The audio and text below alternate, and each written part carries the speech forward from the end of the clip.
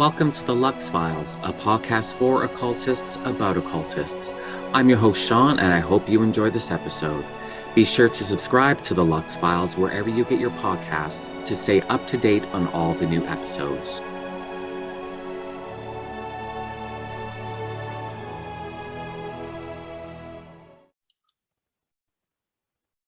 Hello, everyone. Welcome to the Lux Files, and with me today is devotional polytheist, iconographer, Kemeticist, Ptahmassu Nofra-Uaa. Hello, my friend. How are you? Hello. It's great to be here. Oh, I'm so glad to have you. Thank you so much for inviting me. Thank you so much. No, it's my pleasure. You know, I'm such a planner that when I'm booking people for the podcast, like it's weeks out. Like I contact them like 4 weeks, 5 weeks before the week that I actually interview my guests, and which is great because, you know, I don't want, you know, a couple of days, because my podcast, I drop the episodes every Monday, and I don't want to be sitting here like Sunday night, like, oh, you know, I don't have a guest for next week. So it's great, you know, to plan for that. But at the same time, it kind of kills me because I so look forward to these conversations. I'm like, oh my God, I have to wait 4 weeks now. You know, when someone's like, yeah, sure, I'm going to be on your podcast. I'm like, okay, I'll talk to you in like a month. So that kind of sucks. So yeah, I'm glad today's finally the day, and we're here, and we're going to be talking, and you're a fascinating character. Oh, thank you. Yeah. So I'm really looking forward to this. So welcome. Thank you. Thank you. How's your weather? Okay, so the weather over here, we're getting the heavy smoke from fires in surrounding states. Right.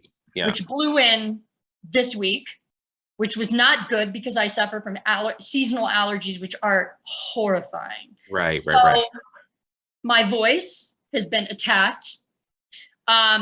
You know, I have this thing going on in my throat, and then my allergies went crazy. So hopefully I sound decent for people, and I don't have to clear my throat a lot. But yeah, the weather is 103 in the shade, very hot. I'm in the middle of the desert. I'm not sure. Just for everybody, I live right on the edge of the northwestern Utah desert, literally on the border between Nevada and Utah. Yeah. And I live literally in the very middle of nowhere in a place called West Wendover. If you've never heard of it, don't worry about it because nobody's heard of it. You know, it's funny because I knew you lived in Nevada, but I didn't really think about where exactly you lived. And I have one of those useless piece of information in my head that your corner of Nevada, that little tiny corner, is not in the same time zone as the west of Nevada, the rest of Nevada. Right. And which is a useless piece of information, but yet I knew that West Wendover was in mountain time for some strange reason. I knew that, but you're actually closer. Like, people are thinking, okay, so he's in Nevada, so you automatically think Las Vegas, but like you're close, like to drive, you're closer to Salt Lake City than you are to Las Vegas, you know. Right. Like you're like that's your northeast corner, very remote. And one of my questions is why? Oh, you know what? Not like it's a bad thing. You know, no, let me really quick turn off the volume on my phone because that was very rude. I personally love the desert, so I'm not like, why, like you're crazy, but no, believe me, I've had moments where I say to myself, I say to my daddies, why? In a humorous way. Yeah. I had about a 10-year, 11-year history with Nevada. Moved here because of some very, very dear friends who are leaders in the temple of Isis, to which I was ordained. And we moved we moved from Sonoma County with our friends to Reno, Nevada. And then my husband, who works for the Peppermill Corporation, who owns a bunch of casinos, they own a big casino in Reno. He got an opportunity that came up out here because they own 3 casinos out here. Right. This is a casino town. There are 5 casinos, and Peppermill owns 3 of those casinos. So my husband being a supervisor for the company, there was an amazing opportunity that they presented him with for us to come out here. And so, because it was too good it really was too good to pass up, but we really went through a long period of really asking the gods for direction and asking for, is this the right thing, and to give us signs. And we went through a huge process, and it really was revealed to us, this is the direction we need to go in. And so we picked up, we moved, and we came out here. And that's a lot of experience for the size of the town. That's a lot of casinos. It is, but it's hugely lucrative. In fact, Reno is a giant city compared to where I'm at, and Reno is already small. If you've ever been to Reno, it's a nice city. It's expanding right now, but it's not a huge city. Yeah. And West Wendover, there's just a couple thousand people, I think, living in this town. And most of them are immigrants from Mexico, and they're casino workers. And the casinos here make, just one of the casinos here makes several times more money every single day than the main casino in Reno makes in a month. It's amazing. The casinos out here are actually making even more than Vegas casinos are making right now. It's very lucrative for them out here. So the opportunity for casino workers here is a very high standard of living compared to Vegas, even compared to any of the Indian gaming casinos, compared to Reno. This is a very good living out here for casino workers. So that's the short story of how I ended up here. Interesting. Oh, I can hear myself through your speakers or something. Can you? Okay, okay, now I can't. Because it sounds perfect to me. Okay. No, there was some kind of weird, whatever. Anyways, it's not happening now. Okay. So one thing I wanted to ask you, well, I mean, there's so much we're going to cover, and this is kind of getting halfway through your story, but I just really want to know this now is, so you're ordained through the Fellowship of Isis. I am. Yeah. I am, yes. So have you ever been to the Isis Oasis in California? Absolutely. In fact, I used to live there. Okay. The reason why I was asking, I was so eager to find out, was a friend of mine lived there for, I think it was like 14 months. He was there. He's here from here, Canada, and he was there for 14 months teaching. So I was just curious. Yes. And that was definitely something I was going to cover. Yeah. It's a huge Isis Oasis, the Isis Oasis Sanctuary, the Temple of Isis, which is actually separate from the Fellowship of Isis. And even within our community, there are a lot of people who are very confused. The Fellowship of Isis, which was co-founded by Lady Olivia Robertson, who has passed on, she ordained me. The Fellowship of Isis is a separate branch. It is its own, theologically and in every other way, it is its own unique manifestation of the goddess tradition. The Temple of Isis, California, is what sometimes we describe as the legal arm or the legal branch of the Icene community. Okay. Fellowship of Isis is not, Lady Olivia never legalized it. It was impossible for her to legalize it because the Fellowship of Isis exists. There's 15,000 members, maybe more than that now. And we have clergy in countries all over the world, including Africa.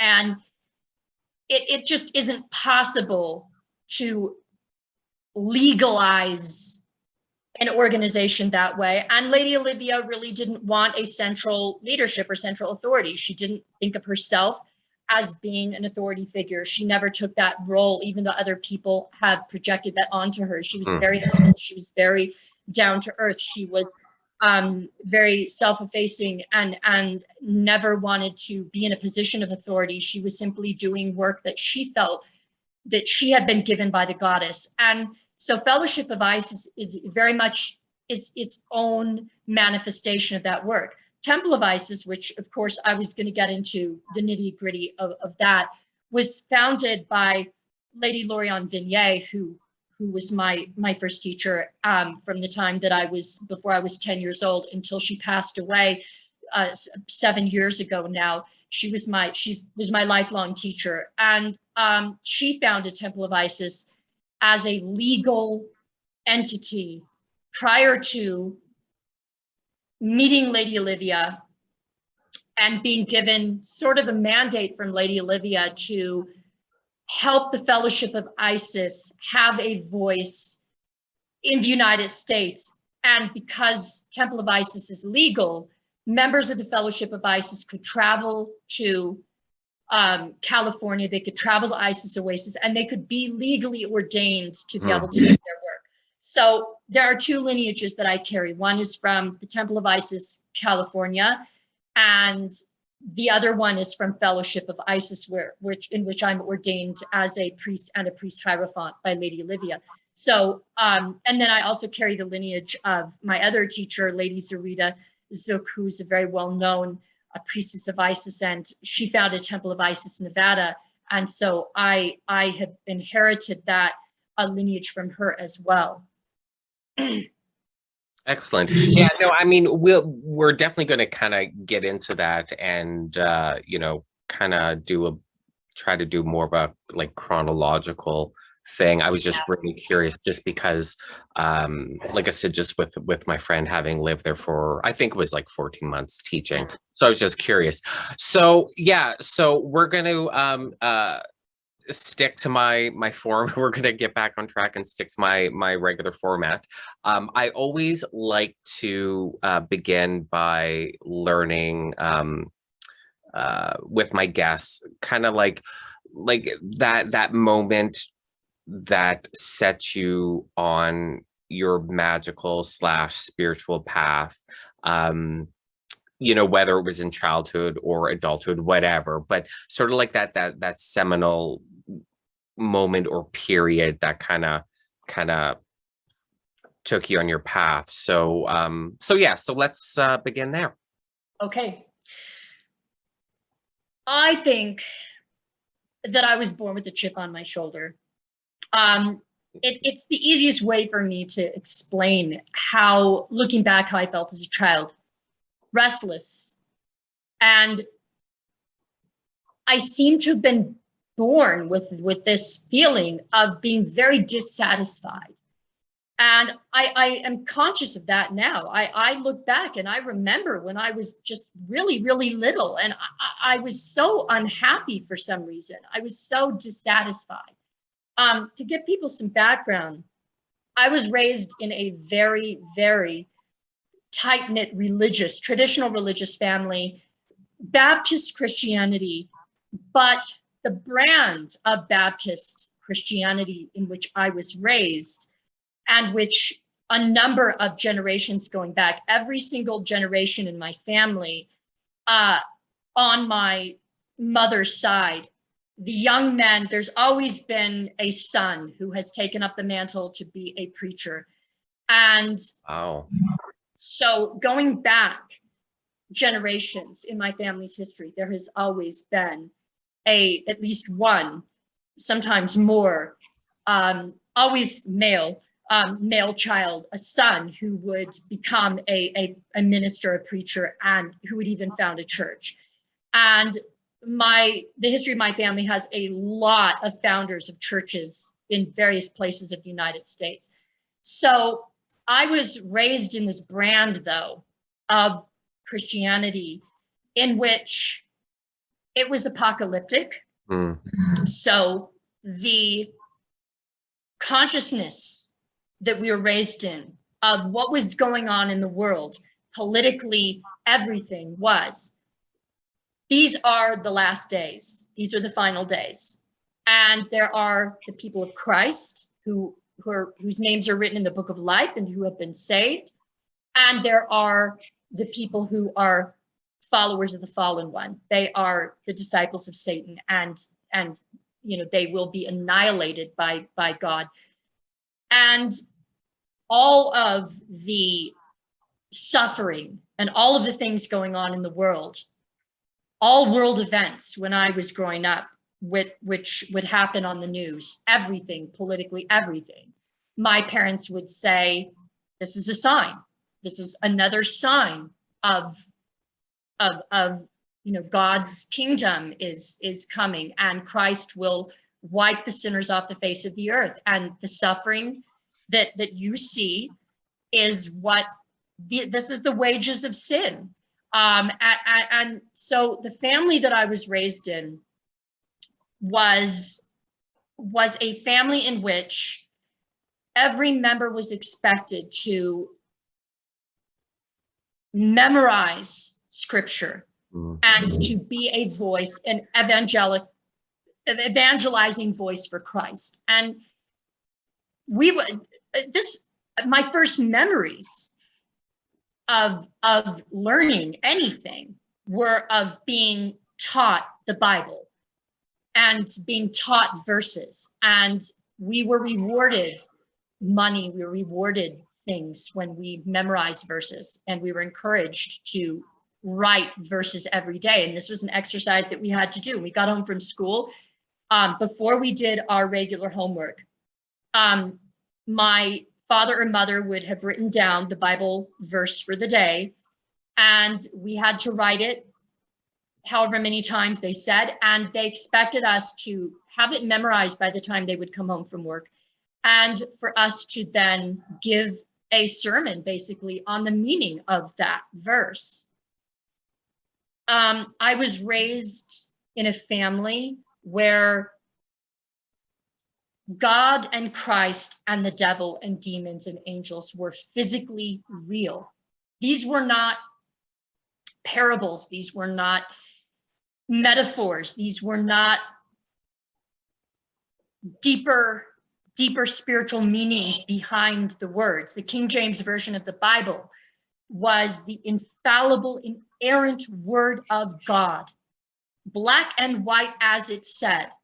And we were to live by the Gospels, literally live by the Gospels. And both my parents were very active in the church. My father was a leader in the youth community. We attended church every single Sunday. We attended church every single Wednesday for what was called Awana, which is short for Approved Workmen Are Not Ashamed. I cannot believe I still have this stuff in my head. This is, it never goes away. And, Yeah. and it's something I can kind of try to laugh at now, but seriously, I think that being completely out of it and being a liberated adult and a person who can think for himself now, I realized that this was a cult in which I was raised. And I'm getting to why I think that it's a cult. But we were taught the physical reality of hell. And every night before we went to bed, we were read stories from the Bible. And then my father or mother would tell us what would happen to us if we doubted the word of God. So we were taught it's not through works that you are saved. It is through your belief, and that to question, even for a second, to question the validity and the physical reality and the literal truth of the Gospels, even for a second, you were signing your soul over. You were consigning your soul to Satan. And we were taught about the reality of hell, the physical reality of what would happen to us, and the description of hell, which Dante-esque, but the roasting of flesh and the gnashing of teeth. And these were things my parents taught us when we were very, very little. A lot of parents teach their kids, the Tooth Fairy and Santa Claus. We weren't taught those things. We were taught about what would happen to our very bodies in hell. Mm.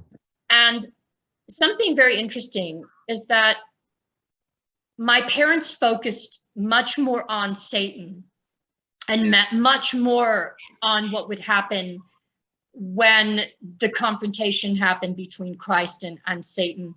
In the last days, that was very, very pivotal. So actually, when I was growing up, much more about Satan was taught to us than ever about the life of Christ. Right. Christ was a peripheral figure, because this world, as we were raised, as I was taught, this world belongs to Satan. The material world is of the devil, and our very bodies belong to Satan, because we are born through sin into this world. And this world is sinful. This world is falling completely away from God. And it is only the Bible and having access to the infallible, inerrant word of God that we could be saved. And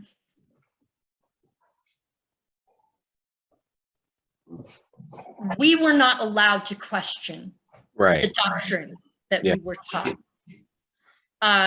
My mother, her father, who was a Bible preacher for 50 years, he was very, very strict with my mother growing up.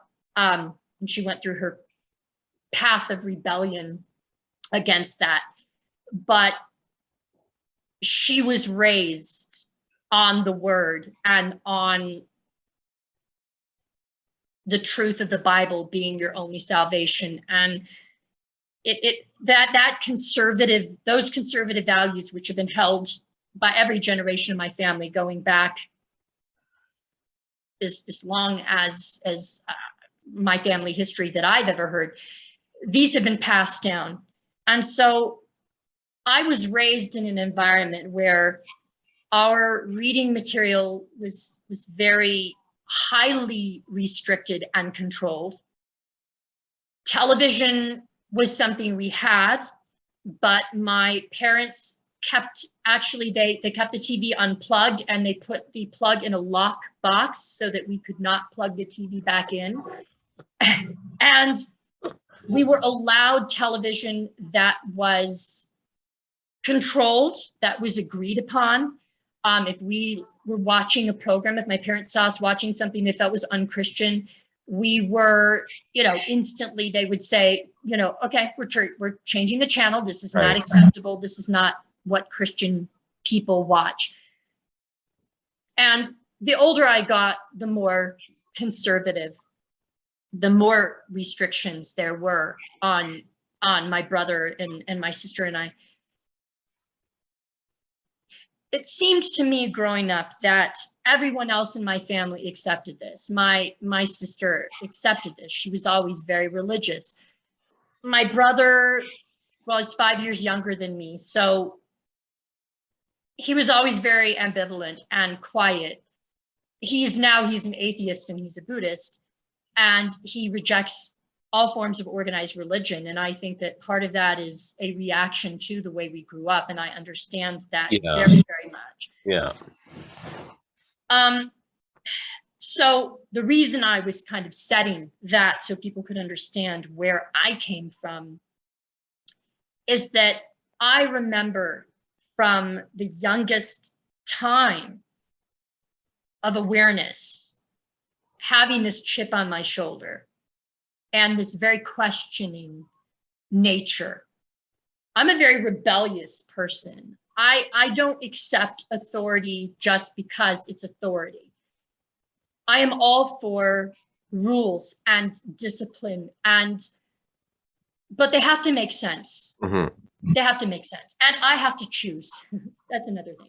Freedom of choice is very important to me. Autonomy over one's mind, autonomy over what one does with one's body. These are very key things to me. And I've always seemed to have those values, which do not exist in my family. Right. My family is Republican. My family is deeply entrenched in traditional Christian values that have no place in the 21st century, in my perspective. That's just my point of view, based on how I was raised. And I seem to have had this chip on my shoulder. I questioned and challenged everything, and it got me into a lot of trouble. Every time I would question the Bible, I questioned the resurrection once, and I wanted to understand physically what happened to Christ between the time that he was taken down from the cross and put in the tomb to the time that Sunday morning or Saturday night, whenever it was that he slipped out of that tomb. Did rigor mortis set in? Did the same physical processes that govern life and death govern his body? Right. And my mother was horrified that I would ask that question. And I just remember being slapped so hard, and I was so scared by that. I didn't understand what I had done wrong. And she just said something about the beatific body of Christ and it being incorruptible, and that to ask questions about Christ as if he was a human being was defiling the word of God. And she went off onto this big harangue, and this happened every single time I asked questions. And I kind of became known as a troublemaker in my family. And troublemaker we went to, when I was very little, we went to Sunday school called the Buzzy Bees. We were little bees that for Christ, we were, in the hive, and we were being trained to, I know, we're being trained. So creepy. I'm sorry. It's just creepy. It really is. It's creepy. Yeah. It's creepy, but it also, looking back on it, the negative effects of what I went through with indoctrination, I have had to do so much work to purify myself and purge myself from the indoctrination because it wasn't my choice. And that to me is where I think the whole morality and ethical question behind this is for me, is that it wasn't something I was given a choice to receive or not. It was something that was forced on me and expected of me. And that to me was an act of violence. There's nothing wrong with parents sharing their religion and their faith with their children. There's nothing wrong with them saying, this is what we believe. These are the teachings that we have. There's nothing wrong with parents raising their kids, telling them about what they believe. But I think to refuse the ability to choose, we all, in my opinion, should have autonomy over our own spiritual destiny, over our own conscience. We should be able to choose from right and wrong, what we know to be right and wrong. We should be able to question and explore, and we should be able to choose whether or not we want religion in our life. We should be able to choose the values, religious values. If we want to adopt them, that's our choice. That should never be something that is forced on us. And even as a child. Yeah, of course. Even as a child, I seemed to know this, but there's something else to it that plagued me as a child. I remember being very little, 4 or 5 years old even, and sitting in church and listening to preaching. And I was aware of my conscience. I was aware of my conscience at that age. I know I was aware. And I remember thinking, I am being lied to. I am being lied to. And I also asked myself other questions, like, where are the others? When I was little, I had this concept of the others, which I now realize I was thinking about the gods, but I didn't have a word for any divine being other than God and Christ and angels. There was Satan, and then there were the legions of demons. So I had those concepts, but as far as any plural Godhead, I didn't have language for that. But I remember asking myself where the others were.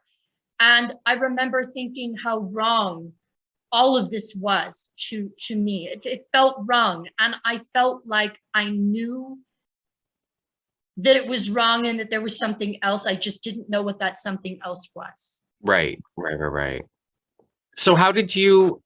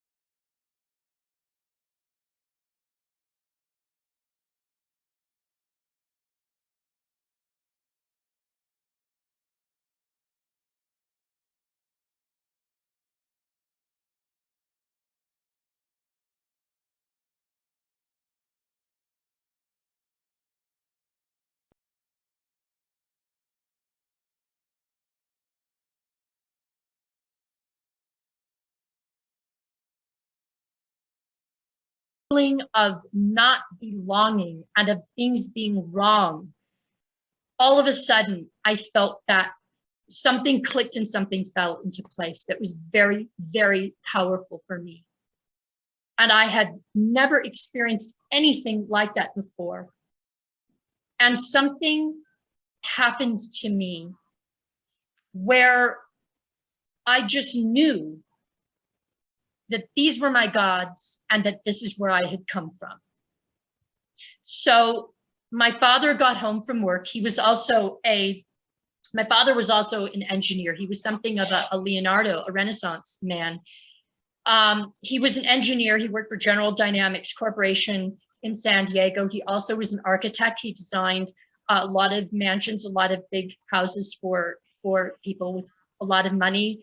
They hired him to design these amazing houses. And so he got home from work and he had this huge drafting table. And he's sitting at his drafting table working on a project for work.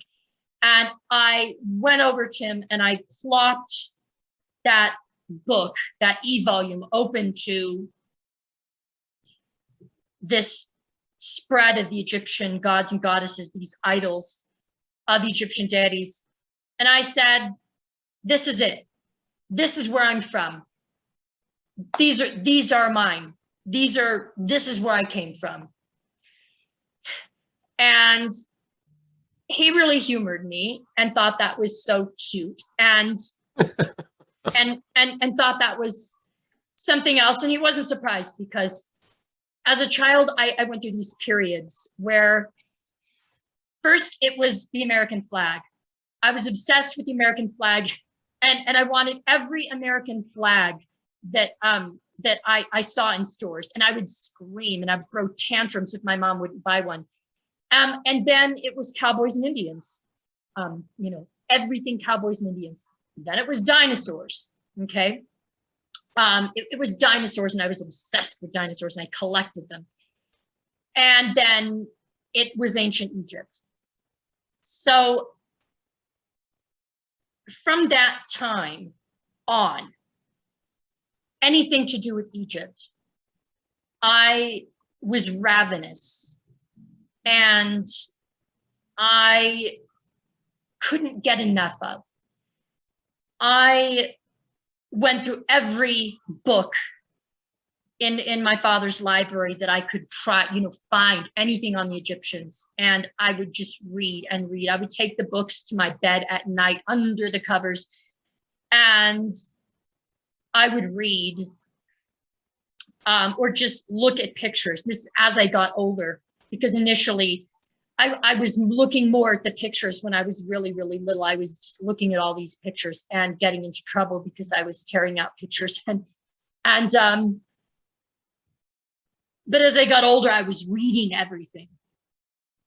And there was a library down the street from my mother's office where she worked. And oftentimes we'd get out of school and we would get off the bus and walk down to the library. And my mother would then pick us up at the library and take us home. And so I checked out every book that I could on ancient Egypt, on mummies, anything to do with ancient Egypt. And I was completely obsessed. And my parents didn't really think it was odd because of all those other things. They just thought this is another thing. Right, yeah. That our son is obsessed with, and he'll get over it. He got over flags, he got over cowboys and Indians, Oh, and Star Wars. I mean, I had all the Star Wars action figures. I had, so they figured. There's a difference between being obsessed with the American flag and being obsessed with Egyptian gods. And with your parents being so religious, there was no red flag for them at all? No, there wasn't. And that's the thing. And there wasn't for a while until other incidents happened.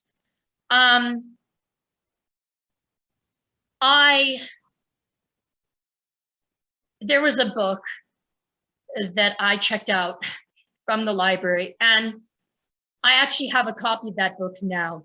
And it had this amazing spread in it of these kind of paintings of Egyptian deities. done as if the gods were kind of alive. And it has them all gathered together in a group. And I remember seeing that for the first time, and I was so struck by it. Because I felt these were the others. Mm-hmm. Those others I was telling you about. Yeah. I recognized that these were those others. So I ripped these pages out of the library book, and I pinned them up on my little bulletin board next to my bed. And every night before bed, when I was supposed to say my prayers to the Christian God, I started to say my prayers to the Egyptian deities. And I felt it when I was praying to those gods. I felt that chip on my shoulder. I felt that restlessness go away. Mm-hmm. I felt a sense of peace, and I didn't feel agitated. I was very agitated as a child, like I said, and I was put on Ritalin. I came from the Ritalin generation. So every child, if you're hyperactive and hyper creative, like I was, oh, let's medicate, put on Ritalin. So I was put on Ritalin because I was hyperactive, hyper talkative, hyper creative. Right. I think that's an American thing. It must be. Yeah, it must be. But if you kind of look up the Ritalin generation, you look up that controversy, in recent years, there's been a lot of studies and a lot of things done about that. And so what happened one unfortunate night was my father caught me. My father caught me in the act of praying to these pictures I had torn out of this book. And I got one hell of a thrashing. And I got harangue and lecture. He brought out the Bible and went to the Old Testament, went to Exodus, and went to what happened to the children of Israel when they worshiped the golden calf. And then this was when I was 7.5, about. And I remember he had me fill up one of those small legal yellow legal notepads of the 10 Commandments. I had to fill the entire thing of the 10 Commandments. And like that was what notepad, not like a page, like the entire notebook. The entire notebook. Every single, I was put on restriction, and every single day after school, I was not allowed to do anything. Even before I did my homework, I had to go to my room and I had to fill out, wherever I left off, I had to fill that out. And it was very traumatizing experience for me. And I realized that I was going to have to keep my opinions to myself. I was going to have to be obedient outwardly, be an obedient Christian son, be the child that my parents wanted. Otherwise, I would be punished. My parents believed in physical punishment, and this is something from the generation that I grew up in. This is thought of very differently now. I know there's a lot of discussion, a lot of controversy, but I grew up. My mother was a child of the 50s, and she grew up where your parents laid down the law, and when you did something wrong, you were physically punished for it. At our dining room table for dinner, we were not allowed to talk unless our parents, they would ask questions. How was your day at school? Whatever. We had to speak when spoken to, chew with your mouth closed, sit with your hands, no elbows. If we got out of line, if we spoke out of turn, my father would just backhand with his fist. He would just backhand us. My parents were very firm believers in physical punishment as a way in which you teach children not to do something. And there are also other things, like if we cussed at all, if we said any cuss word, my father didn't do this, but my mother did.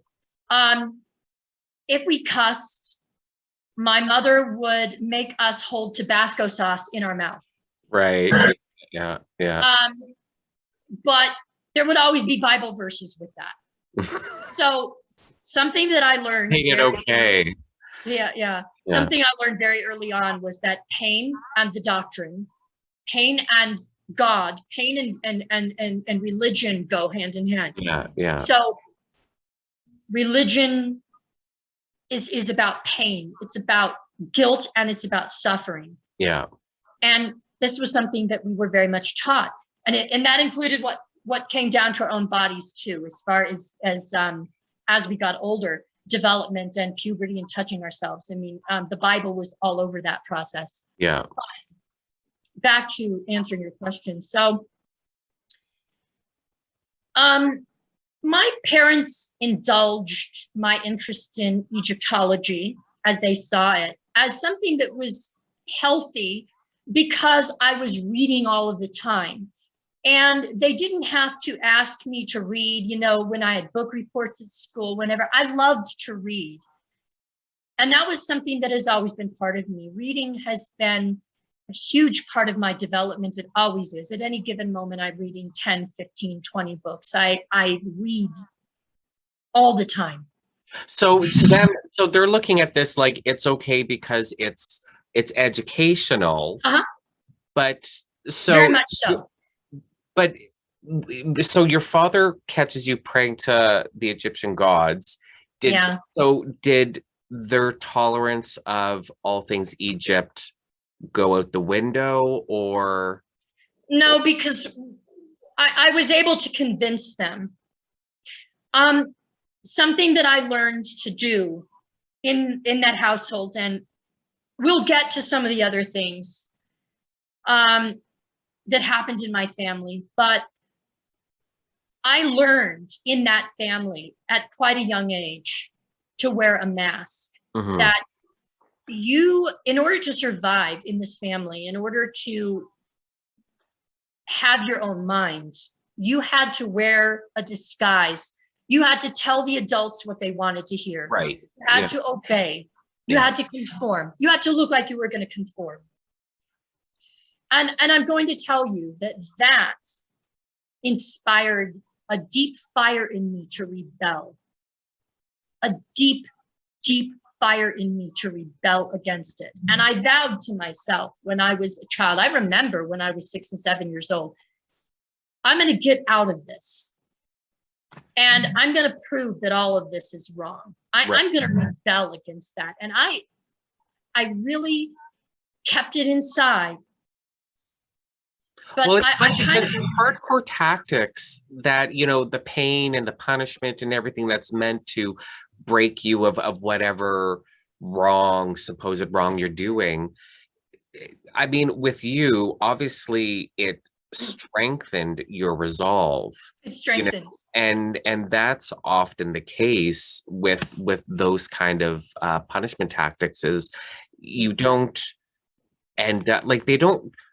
Well, reform isn't a good way because there's no reforming, but punching your kid doesn't make your kid a better Christian. Punching your kid makes your kid a better whatever it is they're into. You know what I mean? Like that type of philosophy just doesn't make any sense. And I mean, and you're obviously a case in point because you're sitting here not as a Christian preacher, but as a Kemeticist. You know what I mean? So punch me all you want and work. No. But there's also another backstory a little bit that I can drop about my father and about his behavior and attitudes. There was going on behind his Christianity. Going behind that is something else about my family. And this is something that was kept. I didn't know about this until I was older, and I found my father's diary. My brother and I did, and my father wrote a lot of things about his family in there that I had never heard. When I was growing up, there was no relationship at all between my mother's family and my father's family. Mm. The families did not mix. They did not talk. We never went to any holidays, to any events, never received any cards, never received any gifts, presents from my father's side of the family, ever. Never. It was always my mother's side of the family.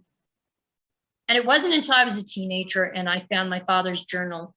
And my father did wind up talking about some of the things in his family and the history of his family that I kind of understood why the two sides of the family never had anything to do with each other. Because my father's mixed race, his family, on his father's side, immigrated from Iran, from the Tehran area, before the revolution. Right. Before Ayatollah Khomeini came into power. And actually his family was Zoroastrians. And so they converted to Christianity. And this was all told to me by my father when I was a teenager, and I absolutely could not believe it at all.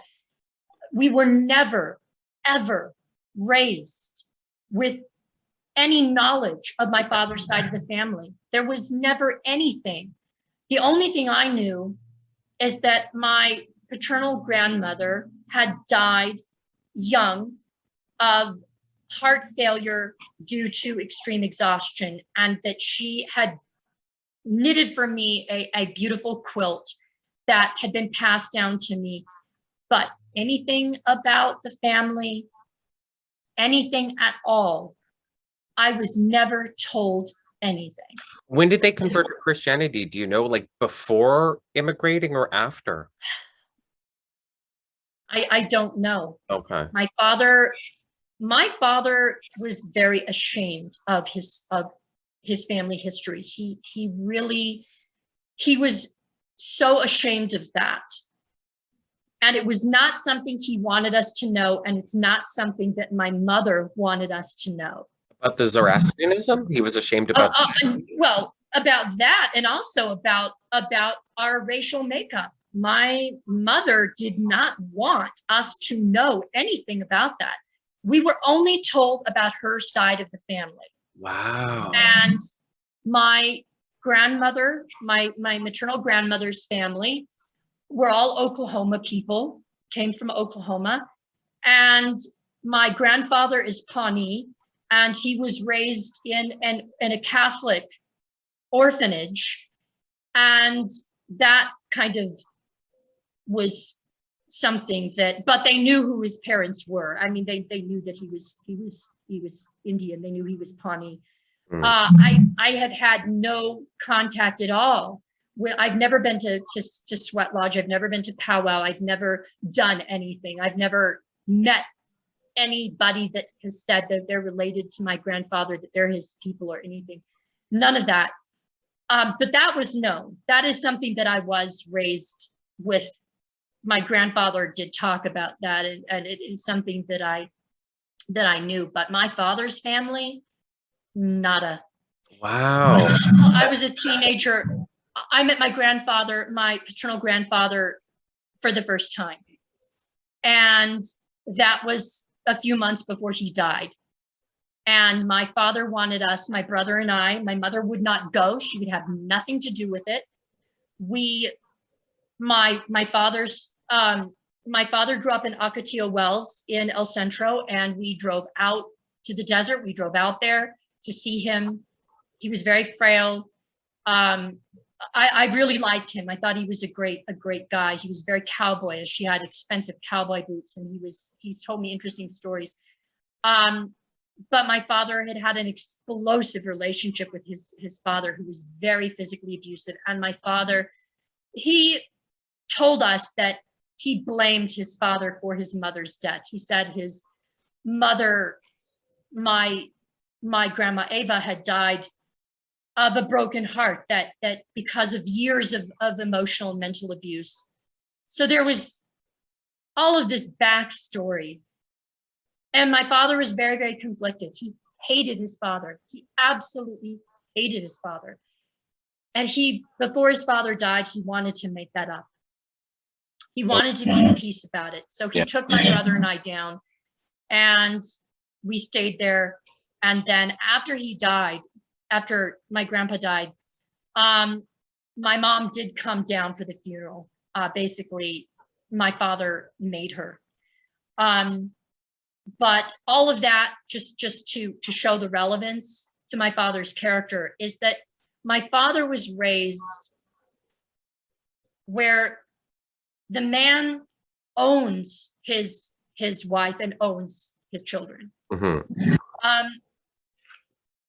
Women do not talk back to men. Women are owned by men. And in my family, absolutely, my father laid down the law, and my mother was not allowed to contradict him.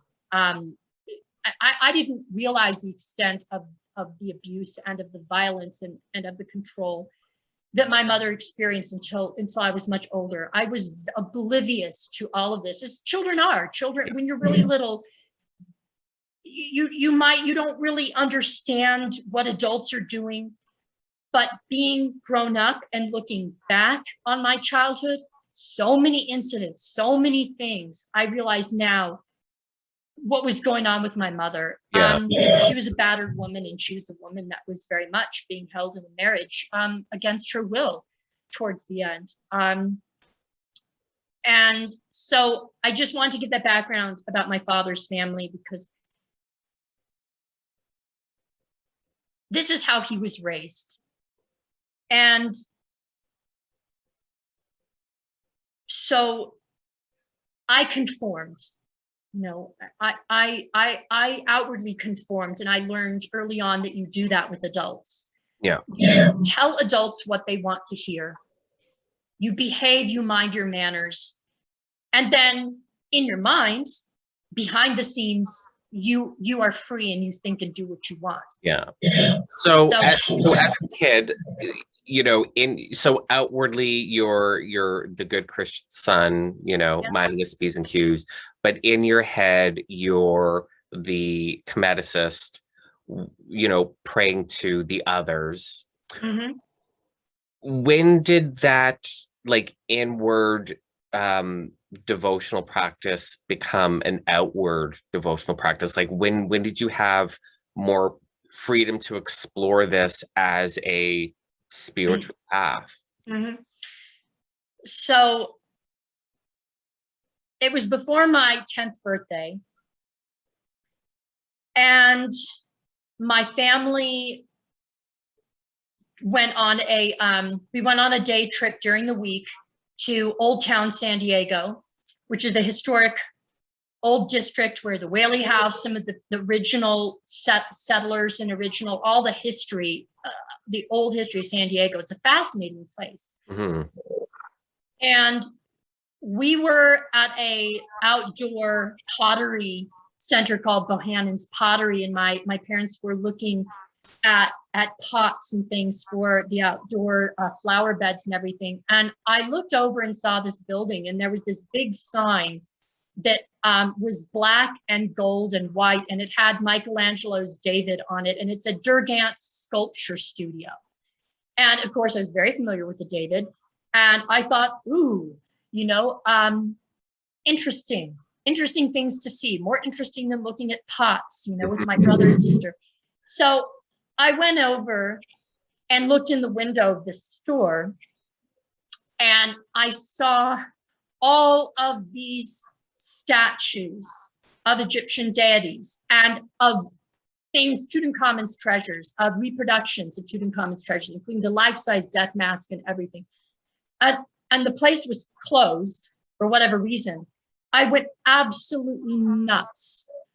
And I just hung on to the windows, had bars on them. I was hanging on and saying, Mom, you've got to come over here. And I just screamed and screamed and screamed to my mom, and she came running.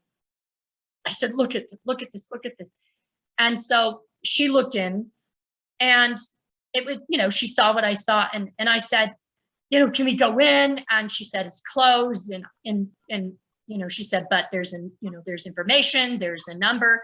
So she wrote down the information, and I said, can we come back? Can we come back? Can we come back? And she said, yeah. She said, yeah.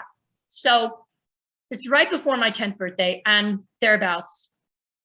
And my mom had made an appointment with the shop owners, and they were a really great couple called Robert and Maxine Durgans. And they had traveled Europe, they traveled Egypt, they traveled Greece, they traveled Italy. They did the grand tour.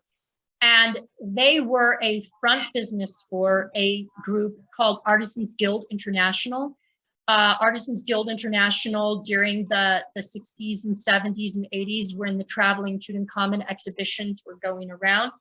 Artisans Guild created all of these amazing knockoffs of Tutankhamun treasures that were made of a marble compound and gilded, and they had the most amazing line. In fact, behind me right there is one of the to scale replicas from Artisans Guild International of Tutankhamun standing on the back of a leopard, and that is one of the original Artisans Guild pieces. Okay. Collector's items. They're quite valuable. And so Maxine and Robert were just amazing. And they were part of the Theosophical Society. So Maxine starts talking to me about, why are you, where did you get this from? Because she had been to Egypt. She'd studied Egyptology. She was in her late 70s when I met her. So she'd studied for a long time. She was very educated. She was part of the Theosophical Society for a very long time. So this is an educated woman. And I started talking to her about things. Now, I had been teaching myself hieroglyphs. Mm-hmm. So I actually knew the ancient Egyptian words for everything. And I knew Egyptian history very, very well. I'd become very proficient. And I was talking to her, and she would be talking about things, and I would correct her and say, well, actually, I would start spewing dates off to her and things. And she said, where did you get, why are you so interested? I've never met anyone your age who cared about this stuff. And I kind of was careful about what I said to her. And my parents, there was a shop, it was connected to another store. So my parents walked through into the other store and left me alone with Maxine and Robert. So when I saw that my parents were away and weren't able to hear, I said to Maxine, I pray to Egyptian deities. And so she started to talk to me about Helena Blavatsky and Isis Unveiled. Blavatsky's one of her greatest works, and started talking to me about the Theosophical Society, and started talking to me about trans-channeling. And she just started going into all these things and talking about past lives and a lot of these concepts that I had, of course, not heard of. Mm-hmm. I didn't have access to that kind of literature in my house. I had Egyptology books. I had all of the run-of-the-mill normal, at that time, I had access to E.A. Wallace Budge, who of course now is a much outdated scholar, but he was very renowned for his time. He wrote, all of his books are still in print, and he wrote, he's a very famous Egyptologist, albeit now very outdated, but anyways, that's what I had access to then. So I had all of that, but I didn't have access to the type of material she was talking about. But I had my intuition, and I had my beliefs, and I had developed in private my own practice of meditation, which I called quiet time. And it was kind of known in my household. I would tell my mom, I would tell my dad, I would tell my sister, my brother, I'm going to close my door. Don't bother me. I'm having quiet time. Now that was my sort of word for meditation. Right. I started meditating when I was about 7 years old. I started meditating, and it was something that I became more and more and more part of my life. So Maxine said to me, have you prayed to Isis? And I said, well, of course I pray to Isis. She's one of my goddesses. She said, you need to meet somebody. You need to talk to somebody. So she went over to this bookshelf and she took down this postcard. And it showed this lady in this Egyptian garb standing in front of not an ancient temple, but a brand new looking with the columns and covered in hieroglyphs and with the cavito cornice and all of the traditional features of the Egyptian temple. She was standing in front of that holding a sistrum, the sacred rattle of the goddess Isis. And she said, I'm going to tell you about my friend, Laura Vignier. So she starts talking to me about this lady in San Francisco who is in Sonoma County now, but who ran this place called Isis Oasis Sanctuary. And that she was a real priestess of Isis, and that she founded a modern temple of the goddess Isis, and that she really worshiped the Egyptian goddess Isis. And so she was telling me all about this lady and all about this place, and I couldn't believe it. I really almost cried. I almost didn't believe that there were other people like me.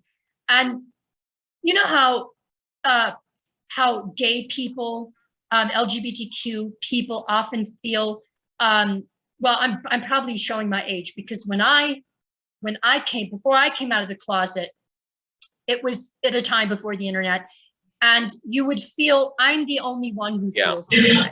Yeah. So that is how I felt up until that time. I felt I am the only one who believes these gods exist and who's worshiping these deities. I did not know anything about that there was a metaphysical community, that there was any kind of a movement towards worshiping Egyptian deities. Yeah. I had. Well, I mean, you were 10 at this time around, you said, right? Yeah. So before my 10th birthday. Yeah, I mean, there's certain things we don't know yet when we're 10. Yeah. So she gave me. Put you in touch with her? Mm-hmm. Yeah, she gave me her phone number. She gave me her address and her contact information. And she said, I'm going to call Laura and I'm going to tell her about you and tell her to expect your call.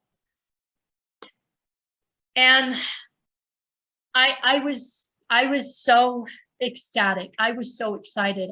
I felt finally I was on the verge of something where people like Maxine had shown that she took me seriously. She believed in reincarnation. She believed, in fact, it was Maxine actually who asked me, she said, do you know about past lives? Do you know about this? And I said, well, that means you lived before, right? And she said, yeah, basically. And then she explained to me in Theosophy what Blavatsky's basic teachings on rebirth were. And that she'd gotten that from Tibet, and Maxine told me a little bit about that. And that really struck a chord in me. It really struck a deep chord in me, because I had felt from the time of discovering that section in the World Book Encyclopedia that I had come from there.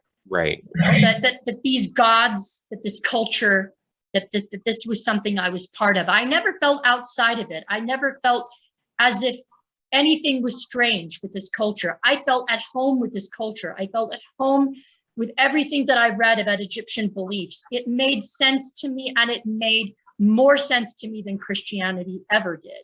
Yeah. So you obviously eventually called her. I did. And I did. So, I mean, I guess, I mean, we really don't have to well, actually, unless, so you called her, you had a conversation with her, obviously, but this is the woman that you said at the beginning of the podcast, this was your lifelong teacher. Laura Vignier. Her name when I met her was Laura Vignier. She was born Laura Lee. Laura Lee was her name, and she changed her name to Laura. And then later on, she changed her name to Lorion, which was sort of a compound of Laura and Aeon. Okay. Laura of the new Aeon. So, parental consent and all that, it's like, meh.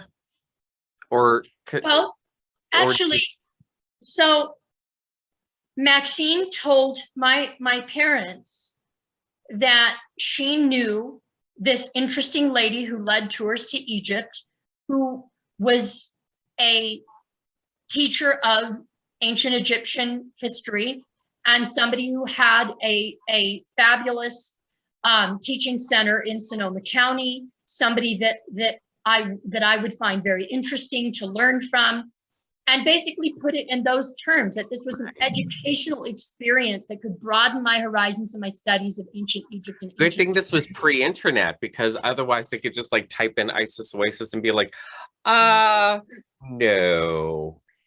Yeah, the internet did not exist at this time. It was very much presented as, here's somebody who could be a pen pal, who could be a mentor and teaching me ancient Egyptian history and Egyptology and archaeology and ancient languages, etc. Mm-hmm. So my parents were completely fine with me calling her, because they felt this is just part of my ongoing obsession with Egyptology and with things ancient Egyptian, and that this would be healthy and that it would be something that that they felt this would be fine. Well, I mean, especially with your father as an anthropologist, he could be thinking like, well, Egyptology is a legitimate career. Exactly. So my father studied Egyptology. Yeah. So I guess, framed in that way, it's easy enough for a parent to be like, well, if he's interested in Egypt, this could become this could be, as opposed to like just a childhood thing, right? Something that he loves his whole life. He becomes an Egyptologist. Great. Yeah, exactly. Because phone call. Yeah, because Laura and her partner Paul, they actually did lead tours to Egypt. This is something that they started doing. They would lead these tours. Now, they were theosophical and metaphysical tours. Yeah.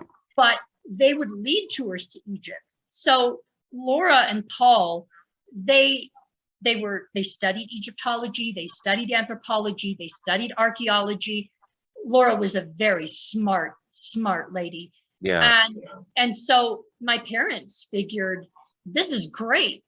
He's going to have an outlet to study Egyptology and to learn hieroglyphs, to continue learning hieroglyphs, because they knew that I was basically teaching myself hieroglyphs, and they thought this was a very good thing. They absolutely did not associate it with anything metaphysical. Yeah. Now, how formal, because again, you're 10 years old. How formal was the training at the beginning? Like the mystical aspect of the training, how formal was that initially? Or was it just, little bits and pieces in conversation until you got older? Or was it formal from the beginning? No, from the beginning. I told her during the first conversation that we had, because she saw the potential. She saw how serious I was. I said, I want you to be my teacher. I asked her, and she said that in her training and in her position as a reverend and in her background, she believed that when the student is prepared, the teacher will appear. And she told me that she would accept me as a novitiate. And we would go from there. And I actually told her during our first conversation, I said, I want to be ordained. I want to be a priest of Isis. I want to dedicate my life to my gods. And that's what I told her. And so what she said was she was going to be sending me pamphlets and lessons. She would send me volumes. She would send me either photocopied books, or she would send me books in the post that she wanted me to read. She would send me lists of questions. She would send me meditation exercises. She would send me all different kinds of things. I would have to write essays. And the material actually began with theosophical teachings and Madame Blavatsky's teachings. But Lady Lorion, or then Laura, she had a vast occult knowledge and a vast library and areas of specialty and interest that she had. And we'll go into some of that because it absolutely has everything to do with her influences became my influences. But initially, the material that I received was theosophical, and there were other things too, because she was very interested in Rajneesh, Osho. She was very interested in Baba Ram Das, Be Here Now fame. She was very interested in the gurus that had come from India, as well as Tibetan monks and teachers who had come to the United States or Europe and who had published, who founded Dharma centers. She actually studied with a lot of those, and she had a lot of different materials. So what she said was she wanted to first give me a very broad metaphysical education so that I could explore different avenues of thought, and not just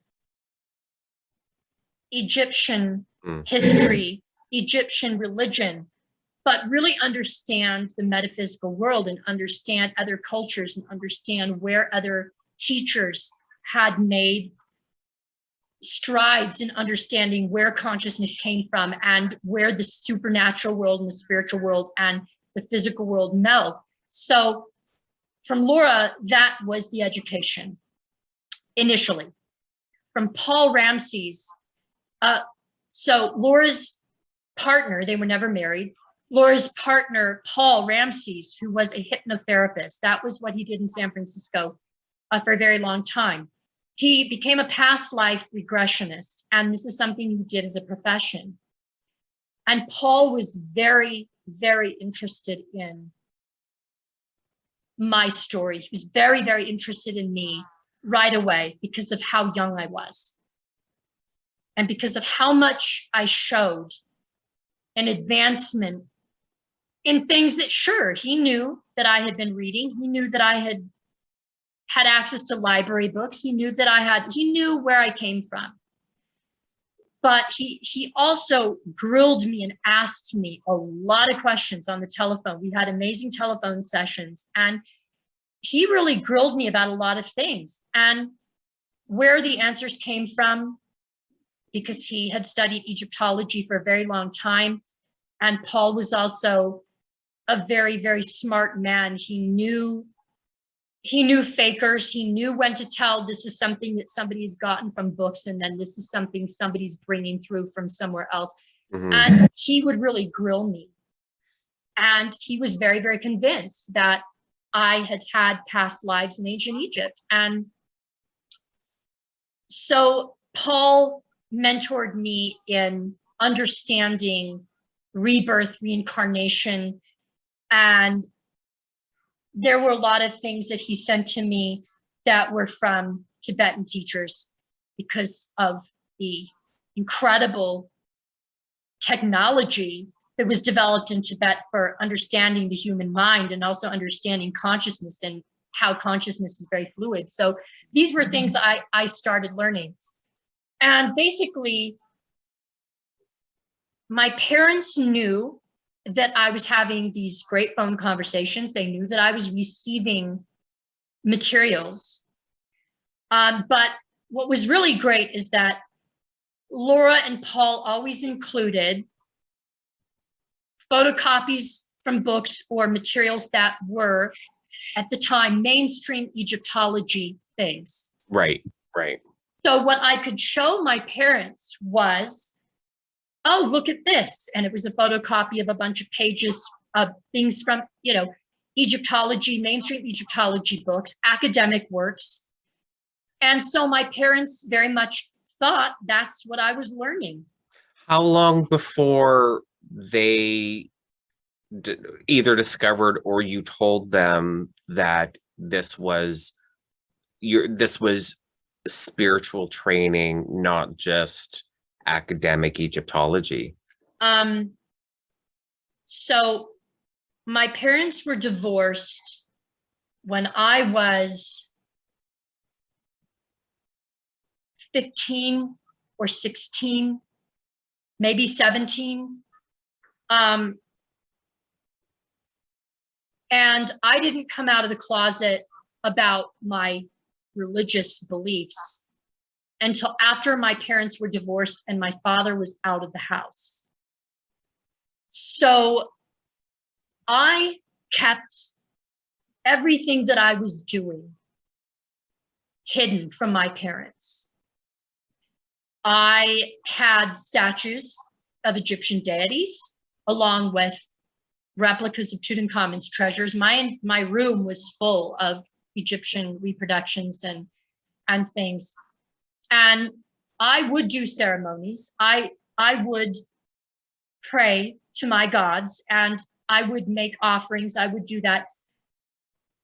But I was very careful not to leave remnants, not to leave anything that looked religious. Right. I was very careful about making sure that that wasn't there. And so it wasn't until I was a teenager that I finally came out of the closet about what I believed. How was that conversation?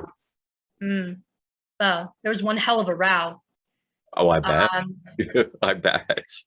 My mom, one Sunday, it was time to go to church. It was what we did. And I walked into her room and I said, I'm not going. And I'm going to tell you why I'm not going. And I sat her down and I told her everything. It didn't go over well at all. She was devastated. Right. It's funny because basically what should have happened when I came out of the closet as a gay man is what happened when I actually came out of the closet as in my religion. How could you do this to me? Right. Who took it worse, your mother or your father? I'm sorry? Who took it worse, your mother or your father? My father never knew. And I can get to that part of the story, but my father actually, I never told my father. So I never had the chance to, because my relationship with my father never continued after I was a teenager. I never saw him again. So, okay. So after my parents were divorced, my father had visitation rights for a very brief period of time. And the visitations were stopped by the court because, and I want to say here, because people have post-traumatic stress disorder triggers. And so I want to be really, really respectful of any boundaries that people have before I say anything else on this, because it does involve incest and does involve child sexual violation. So because it's something that I experienced. So I just want to say, if this subject is something that will be a trigger for somebody, you might just not want to listen to this part. Yeah. I'm very sensitive about that. So the court prevented my father from having visitation when in counseling, I finally came out to my counselor about the fact that my father had been raping me since the time I was very young. And so instantly, of course, Child Protective Services got involved, and detectives got involved in everything, and they put a stop to any contact at all during this investigation. So my father never knew, never found out what my religious beliefs were, because I stopped seeing him. I have not seen my father since 1989. Wow. I believe. I believe that's the last time that I saw him. To my knowledge, he's still living. I check obituaries every now and again to see that has he finally died, but I do not know if he's still living. Okay. Wow. Geez. Okay, so yeah. Okay, how do we move on from that? Okay, but so I can actually, going chronologically, I can go to the next thing, going back to my studies at Laura Vignier and Paul Ramses. So not too long after I became a novitiate in the Temple of Isis, which at that time, Laura called it the Isis Society for Inspirational Studies, which still exists today. It's a nonprofit educational organization, and that I'm still a part of. I've been a member since I was 10 years old, and I'm still a member. So that, not too far after I became a novitiate and started studying seriously with Laura and Paul, they told me that I really should write to Lady Olivia.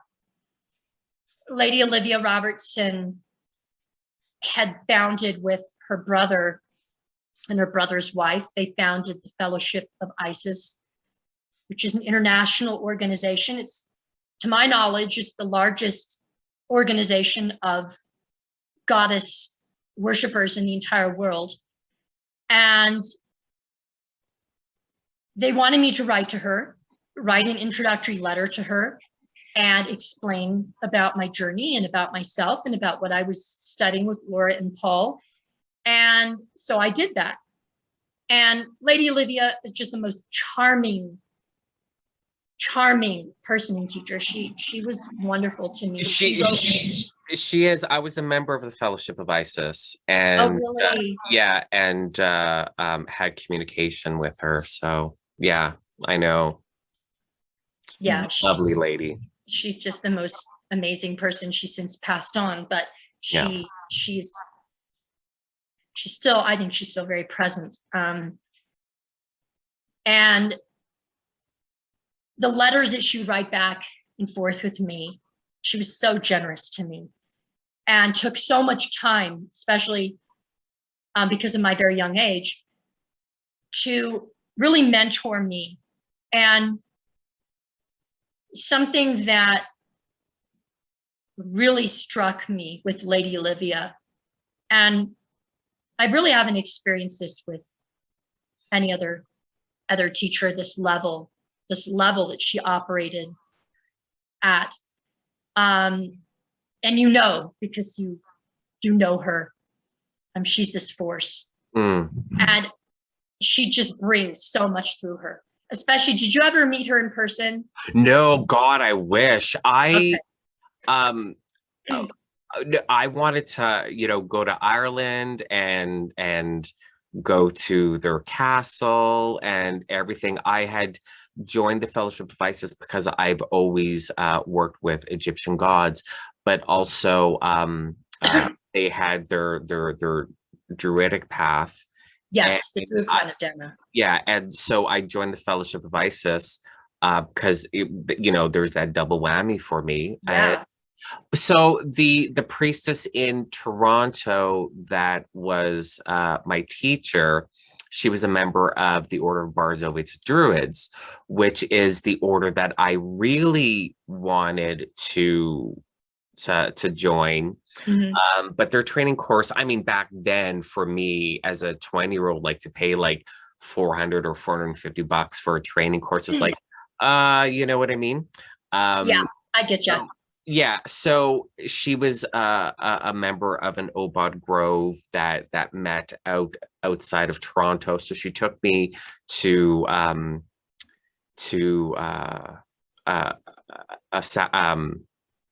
Sabbath ceremony. Met the other Grove members, and I started, practicing with them, and I joined OBOT and blah blah blah blah blah. So looks like my dogs want to go out. I'm going to pause for one moment. Okay. And then when I come back, we'll continue on with your story, because I hate talking. I don't hate talking about myself. I hate talking about myself on my podcast, because we're not here to talk about me. So okay. Okay, so you're in contact with Lady Olivia. Was this a turning point in your education? Was it becoming Huge? So this was like a more formal, say, training into the priesthood at this point? This was a massive, life-changing event for me, to be in contact with Lady Olivia, because she's such a prolific teacher. And this woman would write. I have everything she's ever written. She's absolutely incredible. The material that she brings through, and the level at which she operated. And yeah, I'm sorry you never had a chance to meet her personally. I've spent a lot of time personally with Lady Olivia, and I can tell you, in all honesty, that the only other person that I have ever in my life been in the presence of who has that level of spiritual resonance and wisdom is His Holiness the Dalai Lama, who's also one of my teachers, and we'll get to him. But Lady Olivia really took me under her wing. She really welcomed me into the fellowship, and right away she was like, we're going to bring you into the fold, and we're going to help you know the goddess and fulfill your purpose and understand your psychic gifts and all of these things, because that's how she was. So that began a very profound level of activity, of corresponding. And she would send me drawings, and she would send me all kinds of little meditations and things that she kind of pulled out of the ether for me. And these are things I treasure to this day. She was instrumental in the values that I have, but the most important thing that she had when I initiated correspondence with her was the fact that she was certain that the goddess Isis was an actual being and was an actual goddess, was not energy, not a thought form, not an archetype, none of those things. Lady Olivia had a very profound vision, a physical vision of the goddess Isis, and it changed her entire life. And she wrote to me about that experience. I also heard her talk about it in person. And that experience convinced her that Isis actually is a real being and a tangible goddess. And this is something that I always believed. And this is how my interactions with the deities are very, they're less numinous and much more tangible, much more visible. The gods to me are actual beings. They are not energy forms. Right. That the gods have energy, that the gods control energy, that the gods manifest energy. Yes, but the gods themselves are not energy. They are something completely other than that. And they actually do take physical forms. They absolutely have smells attached to them. These are things that Lady Olivia, in all of her writings and all of her books, come through, these experiences that she's had with deities of all different pantheons. And that was very instrumental in my development, because I really needed to have a teacher reaffirm for me or explain how the gods communicate and engage with human beings, that it was possible. I needed to know that the experiences I was having up to that point were legitimate and authentic, and I wanted to have them validated, or to have somebody with much more wisdom and experience, somebody who actually had wisdom and experience, to tell me what was going on, to tell me what my experiences were leading to, Right. and why me, in the sense that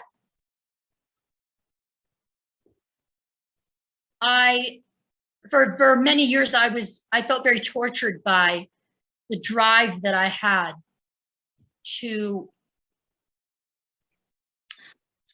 worship Egyptian deities and to be a part of their culture, where that came from, which was so strong and powerful at all times for me. And Lady Olivia really put that in perspective. She really helped me to take it apart and understand that spiritually, and to approach not only Isis, but to approach the other deities in a healthy relationship, and really understanding that we could have personal engagement with the gods, and that there was gnosis that arrived from that. Lady Olivia's entire library of writings, of profound works, so much of that is personal gnosis. And people can and do, we can debate unverified personal gnosis. We can look at personal gnosis. We can look at verified personal gnosis. We can try and take all these things apart. But for me, your conscience, which tells you what's right and wrong, which tells you reality from falsehood, guides you and will tell you very, very clearly, this is true, this is not true. And for me, Lady Olivia's writings and her personality and what she always brought through was very real and very profound, and her gnosis is true. And everything that I'm not a person that just accepts something because my teachers say it. I'm a rebellious person. I am a challenging person, and I'm a questioning person.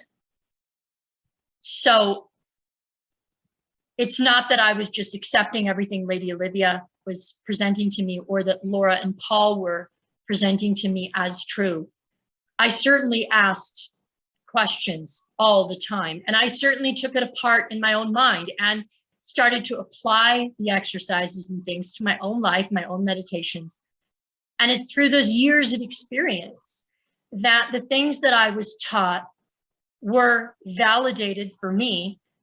Not that verbatim everything that Lady Olivia said, or that Lorian and Paul said to me verbatim, were true for me in the same way that they were true for them. But I certainly believe that I was guided to find these teachers and to have them in my life.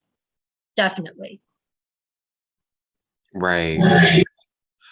So when did you, what I'm really curious about is when you were initiated or ordained as a priest. Well, first of all, how old were you? Okay, so that's jumping leaps and bounds into time, but that's fine. I was ordained in October of 2002. And I know that seems like, wow, that's a long time. And there are a lot of reasons for that. So certainly we can go in more chronological order, because there's a lot of other things in my story that come before I was ordained. It does seem like an unusual thing that I was ordained at that very late stage in my life. To Tracy Regula, who's now the archpriestess of the Temple of Isis, she wrote a very famous book, Llewellyn book, called The Mysteries of Isis. She's also has been one of my teachers. I think I have that book. I'm pretty sure I have that book. Yeah, The Mysteries of Isis by Llewellyn, titled by De Tracy Regula, a very well-known book. And So Tracy Regal is also one of my teachers. She said to me, the year I was ordained, she was laughing about it. And she said, it's so funny that you even have to go through this. She said, you came into this world ordained. She said, this.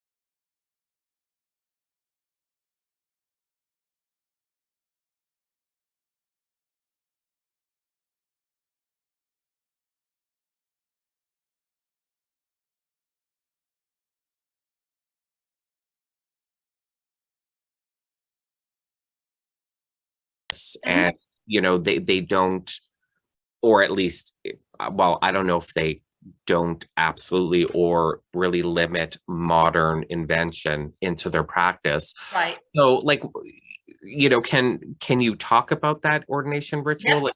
Absolutely. Absolutely. In fact, it's published. Okay. Lady Olivia. Okay. So there are 2 ordinations. And I actually underwent 3 different ordinations, which is a lot, but it's because I belong to 3 different lineages. So Hi, everyone. Thank you for listening to the Lux Files. I'm not just the host of this podcast. I'm also the owner of Lelo Gonzalez.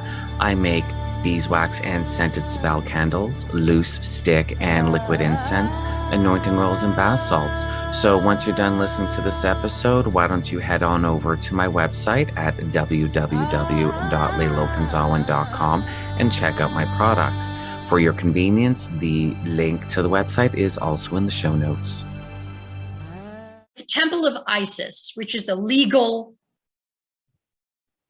church that Fellowship of Isis is affiliated with. The Temple of Isis, Lady Lorien had her own way of ordaining. She had her own ceremony of ordaining. And that is something that she brought through. And it's an Icene ceremony. And it is not necessarily all of it based on substantiated by things in the historical record, although Lady Lorien did use parts of what's called the negative confession or the Declaration of Innocence from the Going Forth by Day, or what's known as the Book of the Dead. Egyptologists have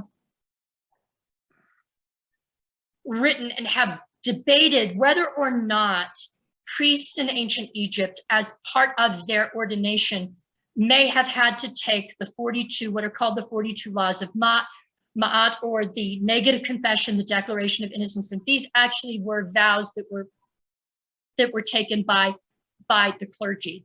Kemetic Reconstructionism is something that I am very, very familiar with, because I used to be a Kemetic Reconstructionist, and the main Kemetic Reconstructionist teachers, some of them have been my peers as well as my teachers. So I'm very, very familiar with that. Kemetic Reconstructionists, the tendency there is to not really embrace things that are not substantiated by the historical record. Right. That doesn't mean that there isn't room for personal interpretation of the material, and then from there filling in the blanks from the tradition. So going to other documents, going to other things in the historical record that are similar, and incorporating those to create a ritual. Richard J. Reedy, who wrote two very popular books, Eternal Egypt and Everlasting Egypt, he passed away a few years ago. He founded the Temple of Amun-Ra, San Francisco, and he's a beloved peer and a teacher of mine.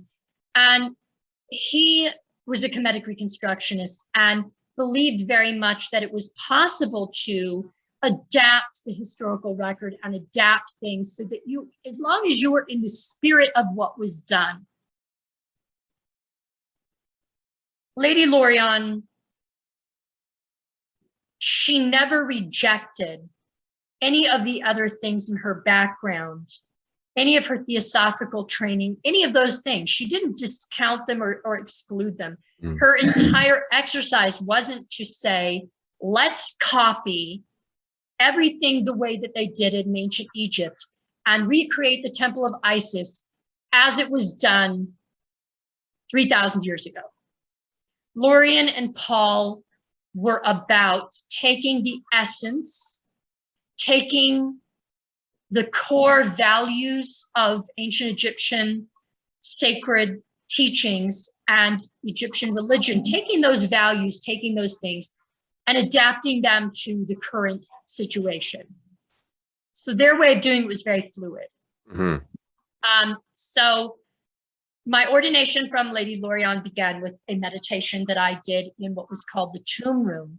Underneath the main temple at Isis Oasis, the big grand temple, there is a room that they call the tomb room, and it is a replica from Lorien and Paul's perspective. It's a replica of the tomb of the god Usir or Osiris at Abydos, which was the main cult center of the god Osiris. And so they recreated a replica of the tomb of Osiris and had a life-size sarcophagus that they built. And the night prior to your ordination, you spend part of the night inside the sarcophagus in a meditative state in order to receive your numinous blessing, your spiritual blessing from the goddess Isis and from the gods. And basically it is a form of death that you undergo in order to receive then your ordination. And so Lorien, that was Lorien's aspect, and then the taking of parts of the 42 laws of Ma'at and agreeing to not a dogma. Lorien called it katma. These are ecological principles. These are principles in which what it is that you are being ordained to do is not to follow a doctrine. It's not to follow a doctrine. It's not to follow the straight and narrow path, but use the gifts that you have to go out into the world and to bring Isis, to bring the intuitive, the compassionate, the merciful, to bring those aspects of what the Temple of Isis represents, and ecological awareness, all of these principles which are about acting the right way in society in order to create a positive impact. So Lorien taught us it's not about staying cloistered in prayer and doing ritual. Those things are there, but about going out into the world and actually being the hands and feet of Isis in the world. So whether your work is to volunteer at an animal shelter and to be an ecological warrior and to do activism, animal activism, this is something that a lot of the members of the church do, or to be involved in human rights causes, which is something that I did through the International Campaign for Tibet. That was one of the things that I did. And it is about actually doing something in the world in which we can make a positive impact on the suffering of humanity that has been caused by governments and by the patriarchal system that our world has been possessed by. It's about actually making a solid, visible difference in the lives of people, in the lives of the ecology of the planet. These are the values that Lady Lorien believed in, that she dedicated her life to. So when she ordained you, it wasn't just to stay in temple, in some building and do rituals all day. It was about taking the values of spiritual activism out into the world and touching the lives of people, touching the lives of animals, and making a difference to other living beings.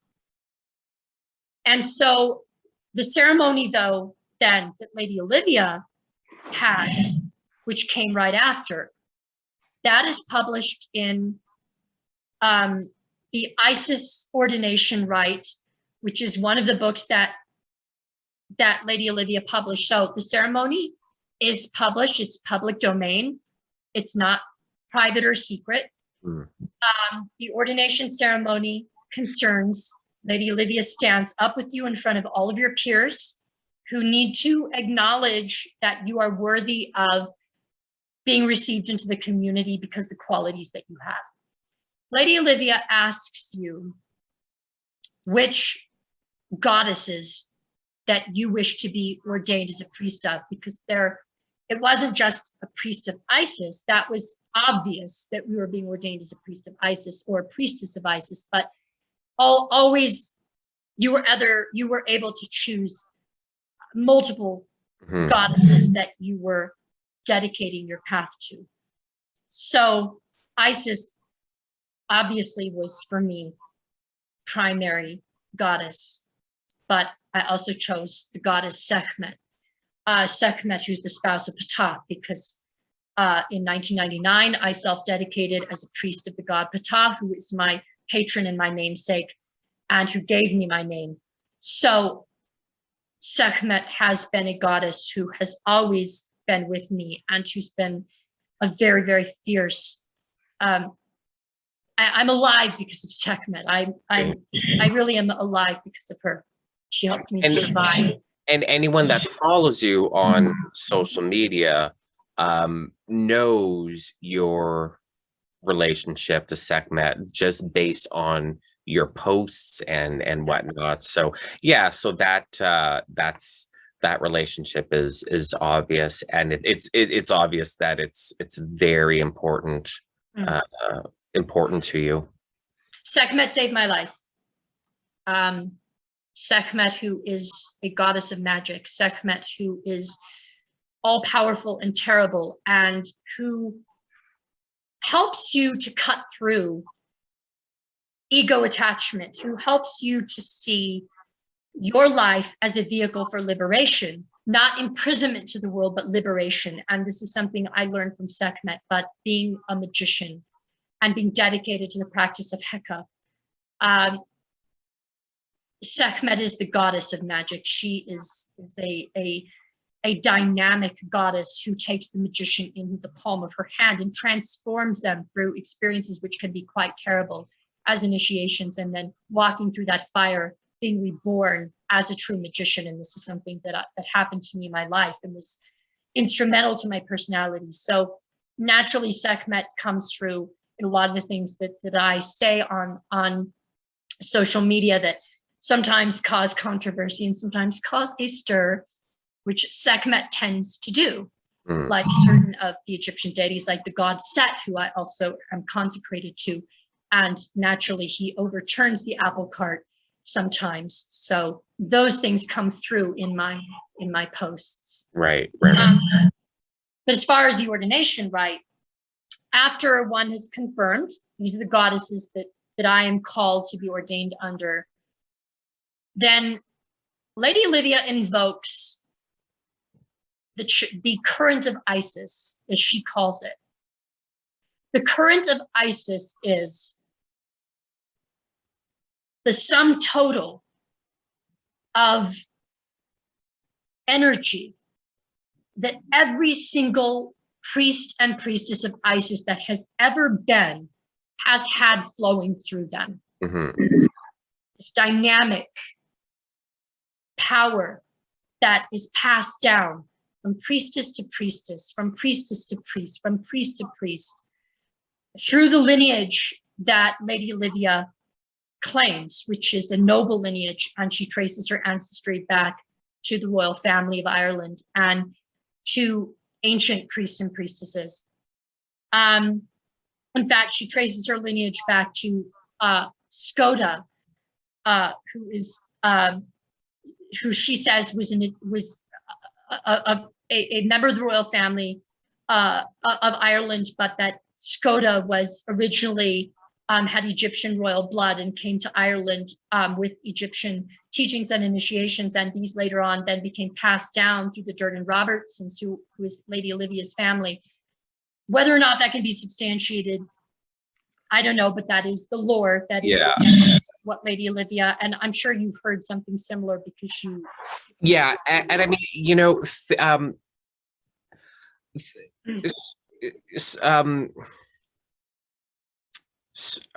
I don't want to call them stories. Every, you know, tradition, Golden Dawn, Wicca, whatever, all has that origin story that may or may not be true. And as a really young pagan in my teens, first discovering paganism, they were true. You know, because you know, you don't have that discernment at that time, and then you get older, and it's like, well, that's not historically accurate.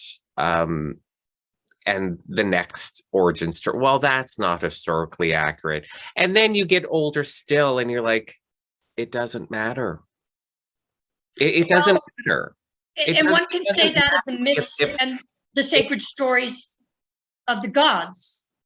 Right? We can say these aren't historically accurate. These aren't, but does that matter? Is it more important that in essence, that in that in listening to them and in meditating on them, that they transform our consciousness and that they place something in us that allows us to do our sacred work. Is that more important? Yes, I think that is. Exactly. The same way that, oh, sorry. No, I was just going to say, like, that's why, with these origin stories, the historical accuracy, it doesn't matter. Right. But there's something behind the stories. Right. The Rosicrucians with and Rosenkreutz. Right. I know he never existed, but I act like he does or did. And whether I do or not doesn't affect anyone else. You know what I mean? Right.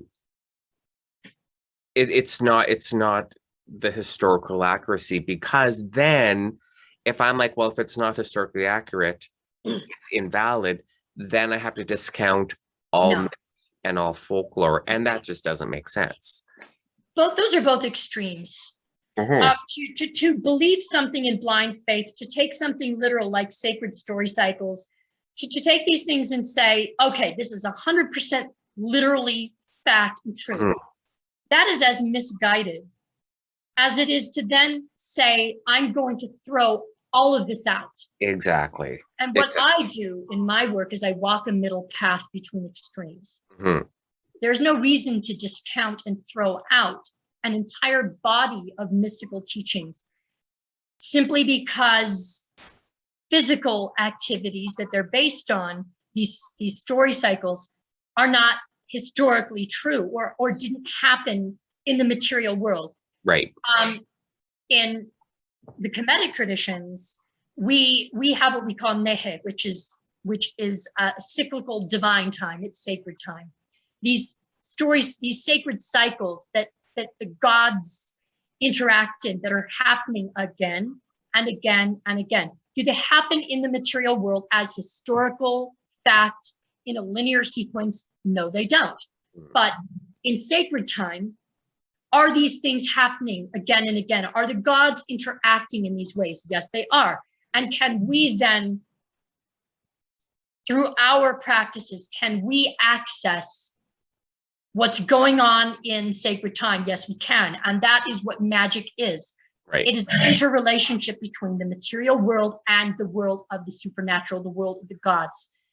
And so, in point of fact, like you're saying, it doesn't really matter if these things happened or not in physical time. What matters is, how do we as initiates, as magicians, how do we relate to them in our psyche and in our spiritual center? What goes on in there? How do we internalize these things, and what can they do for us now?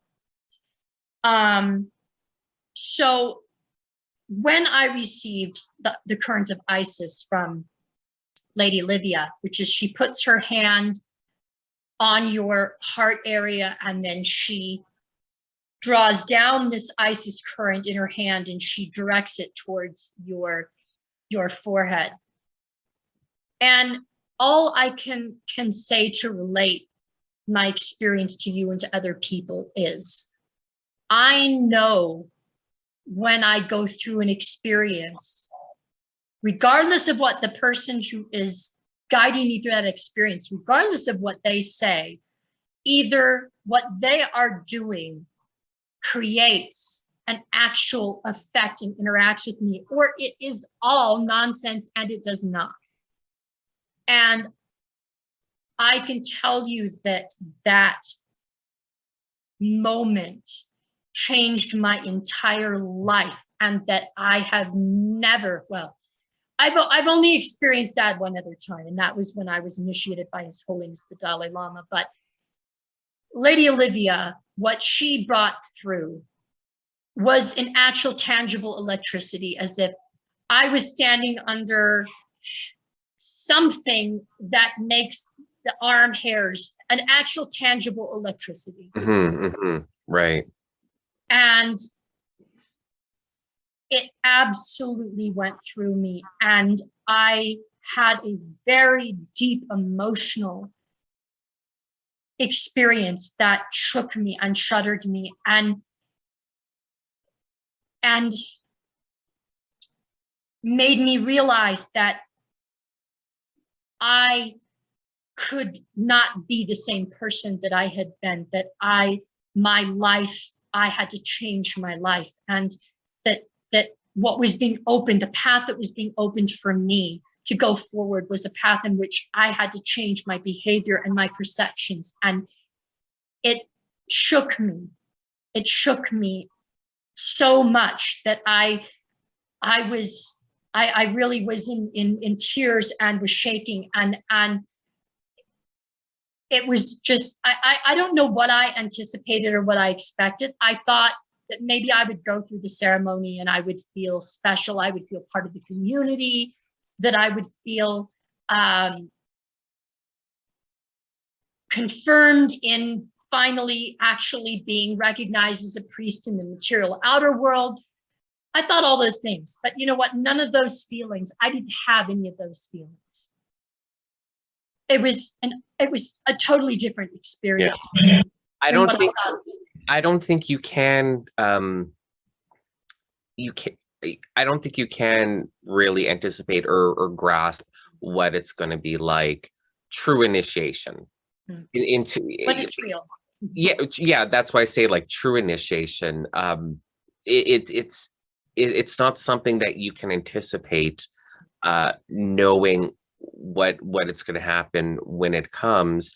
You can certainly describe it afterwards, after you experience it, but prior to experiencing it for the first time, there's just no way you could even conceive. I don't care how many books or stories you hear of people's personal experiences with initiation. It's just not something that you can know to expect. It's one of those experiences that just transcends our regular understanding of the way the world works. Absolutely. It was just such an impactful experience, because I actually felt the current. I actually experienced different flavors of consciousness that belonged to people that I didn't know, but that were part of this current. And I can tell you that if you interview anyone else, and you can interview every single person who has been ordained by Lady Olivia, I'm promising you that you will not find a single person who says, yeah, I didn't feel anything. She said the words. Yeah. I'm telling you. Yeah. I'm telling you that is true. That woman. And I mean, for two reasons. I mean, number one, the Icing current is a thing, so it's accessible in those circumstances. Number two, I don't think the chances of her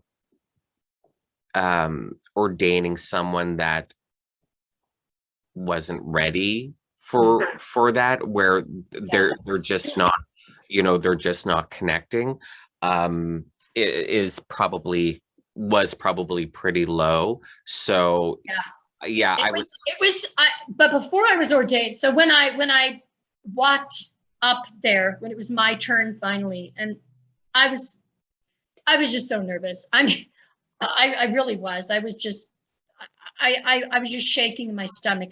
I was so nervous. It was like everything that I had studied, everything that I had been working towards, I felt all of a sudden, I felt it kind of on me. And my other teacher who was present, Lady Zarita, who I haven't really had a chance to talk about yet, but she said to me, when you were ordained and the mantle is put on you, it is not a mantle of silk. It's not a mantle of fabric. It is a mantle of iron. And the responsibility that you carry as a priest is a life and death responsibility. And it's something that weighs heavy on you. It's not glamorous. It doesn't mean you're sacred. It doesn't mean you're special. It doesn't mean you're chosen. It means you're having a burden put on your shoulders. And I felt that very physically before I walked up there. But I walked up there and Lady Olivia, her humor is so inappropriate at every moment. She's so funny. She, in the most serious of moments, Lady Olivia always makes a joke and she makes everybody laugh in a moment where it's like, okay, everything is serious and there's all this tension that you could cut with a knife. And then Lady Olivia slaps me on the head and she says, I know who you are. You're a priest that walked right out from ancient Egypt. And everybody laughed. and I laughed and I thought, it kind of made me feel better. It made me feel a little bit like, okay, I can go through the ordination. And so then after she does the current, she anoints you and she anoints your breast and she anoints your throat and she anoints your head and your hands. And I've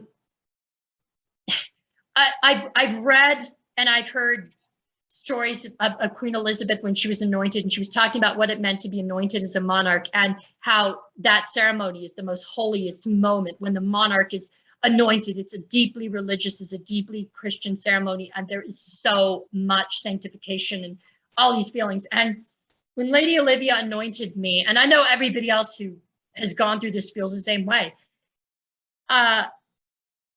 she anoints you from this vessel that is the head of the goddess Isis with her wig and her horns, and on her head is the receptacle for the oil.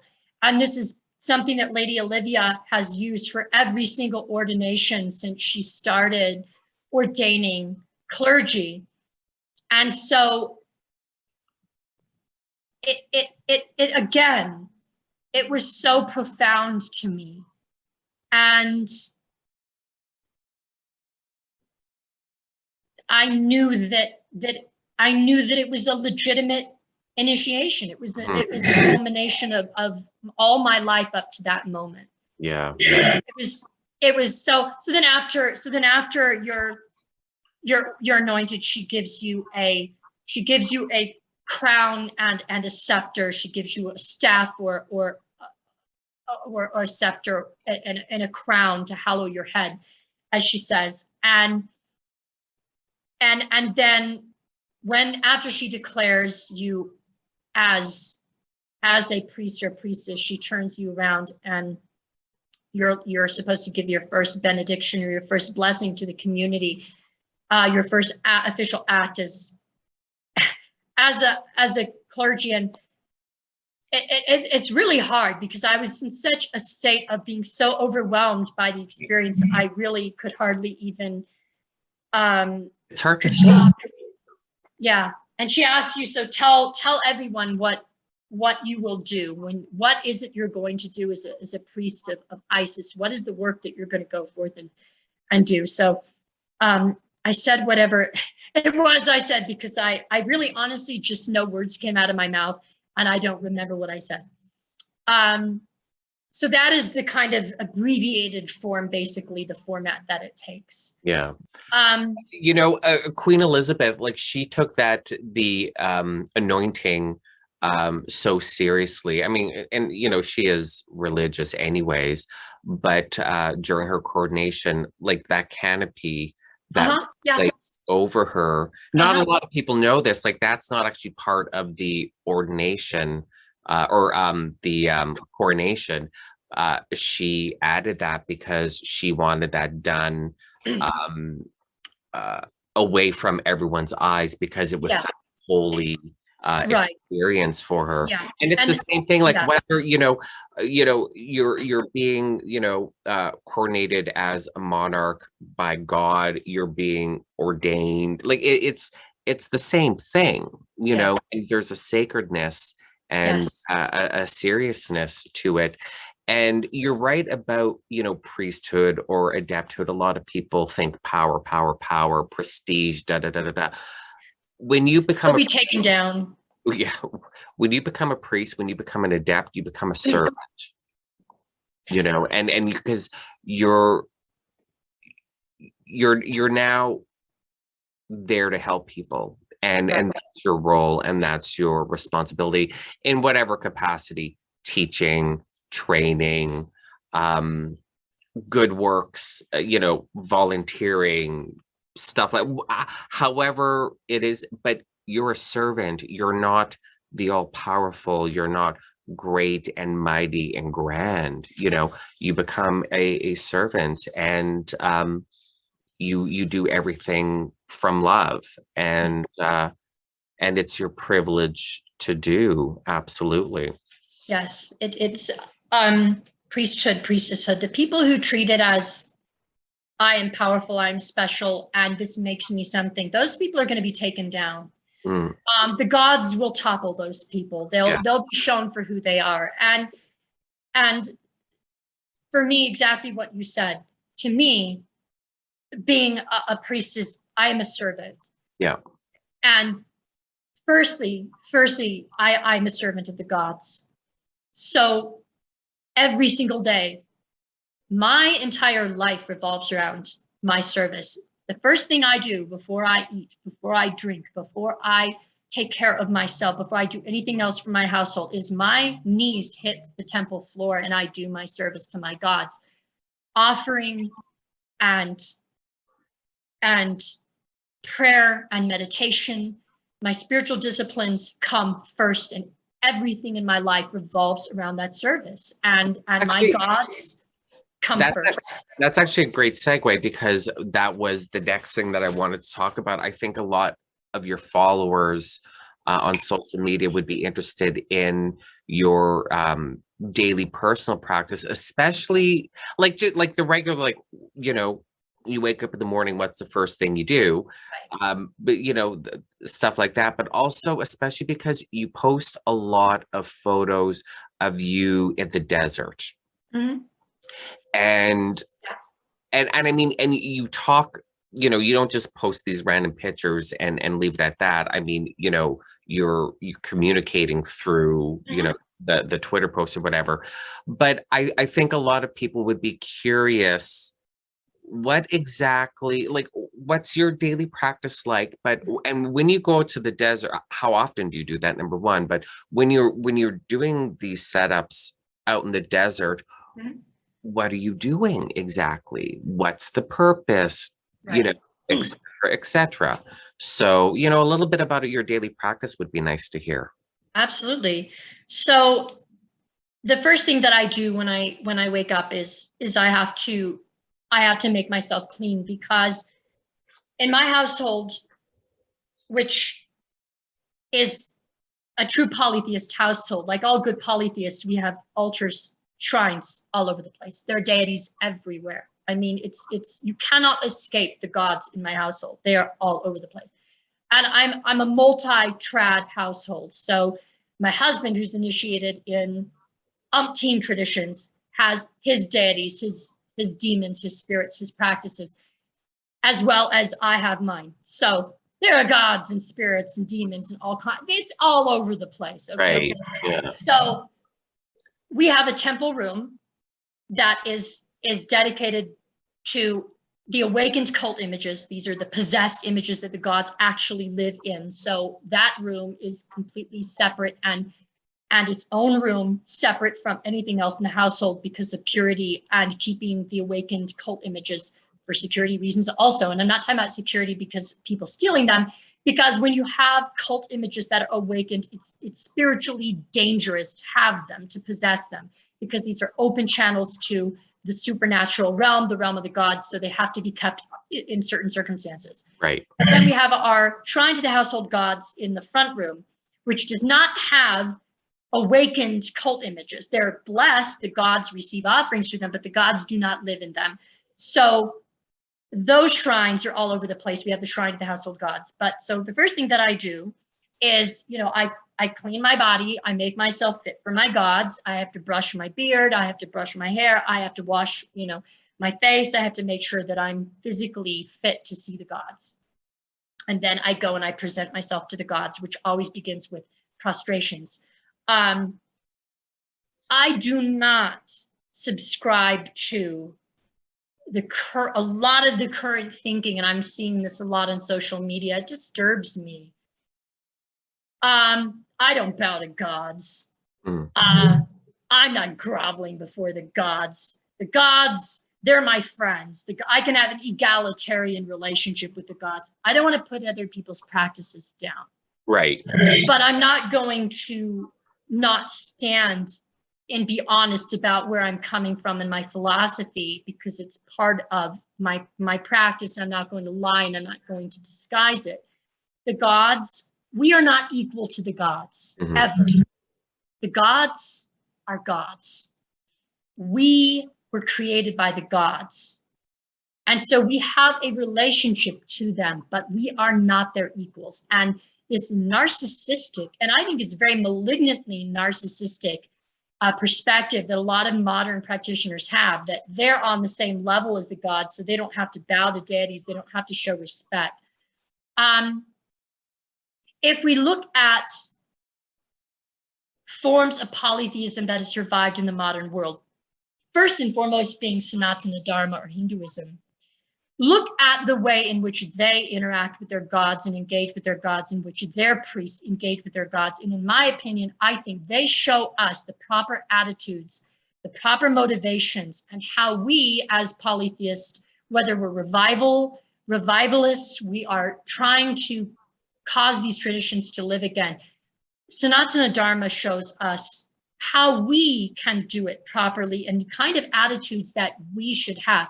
Because the gods do not need us. They need nothing from us. The gods could wipe us out tomorrow and be no worse off for it. But guess who needs the gods? We need the gods. We need what they have. You're coming before the gods and asking them for their magic, their power, their acknowledgement. In my opinion, you bow your body and you show respect and love and reverence towards your gods. The people who have those attitudes, they don't bow to gods. They're not going to grovel to gods. Am I groveling to the gods? I don't think of myself as groveling to them. I think of myself as showing them the respect that they're due. Right. Do I fear the gods?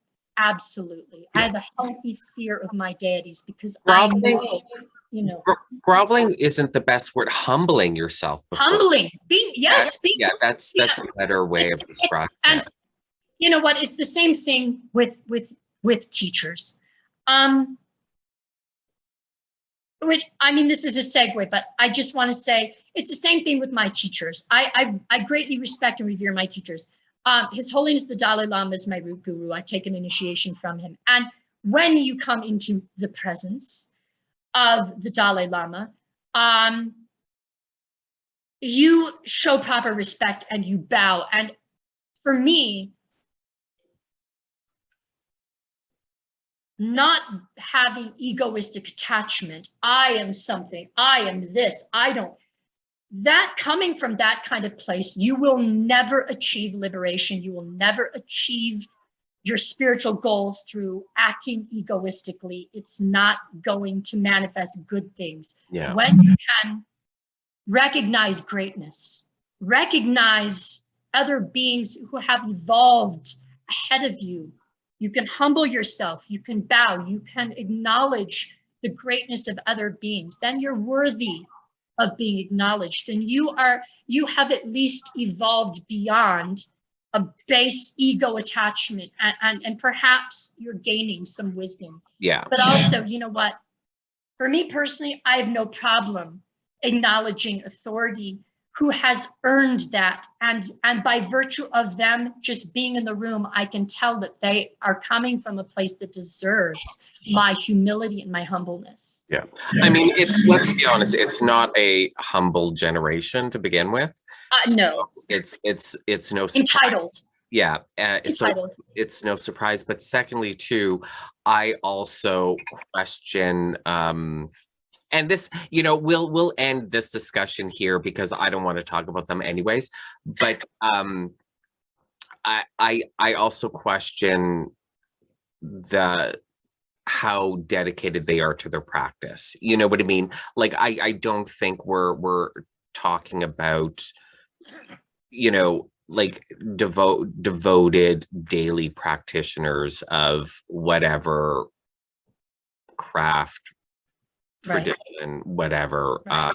system that they're working with. So Right. I mean, you know, Mhm. that's that, you know, social media vomit hot take crap that you just scroll past and, you know, ignore because it has absolutely zero value. Right. So in my And opinion, you know something, I I recognize in my practice how far I have to go before I can consider myself awake and aware. It's a struggle in yeah, my practice, and I am very humbled by my gods and my spirits. I'm very humbled that deities like Ptah, who is a very noble deity and who is the master of all crafts, I am humbled that he allows me to continue to do my work, even in light of the fact that honestly, I have a lot of faults, I have a lot of flaws, and I really have a lot of areas I need to work on. And that makes me feel so humble and feels so grateful that I am allowed every day to go into temple and to serve and to be embraced and to be allowed to do the work that I do. yeah, I've been given a very privileged life. I have a very privileged life, and I know that I have a lot of privilege. So to be humble yeah. in light of my privilege, absolutely, I have to be. Yeah. Um, And if they only knew the power behind recognizing your flaws, you, uh, you know, when you, which because is hard to do. it's hard to do, but we all have flaws. But the thing is, and this, you know, when you're younger, you wouldn't think of it this way, but there's you there's true power when you can look at yourself in the mirror and say, okay, this X sucks about me. Uh, you know, here are my flaws. There's power behind that because you're acknowledging it and you get to reshape your entire being and in extension, your entire life and in extension, your entire universe.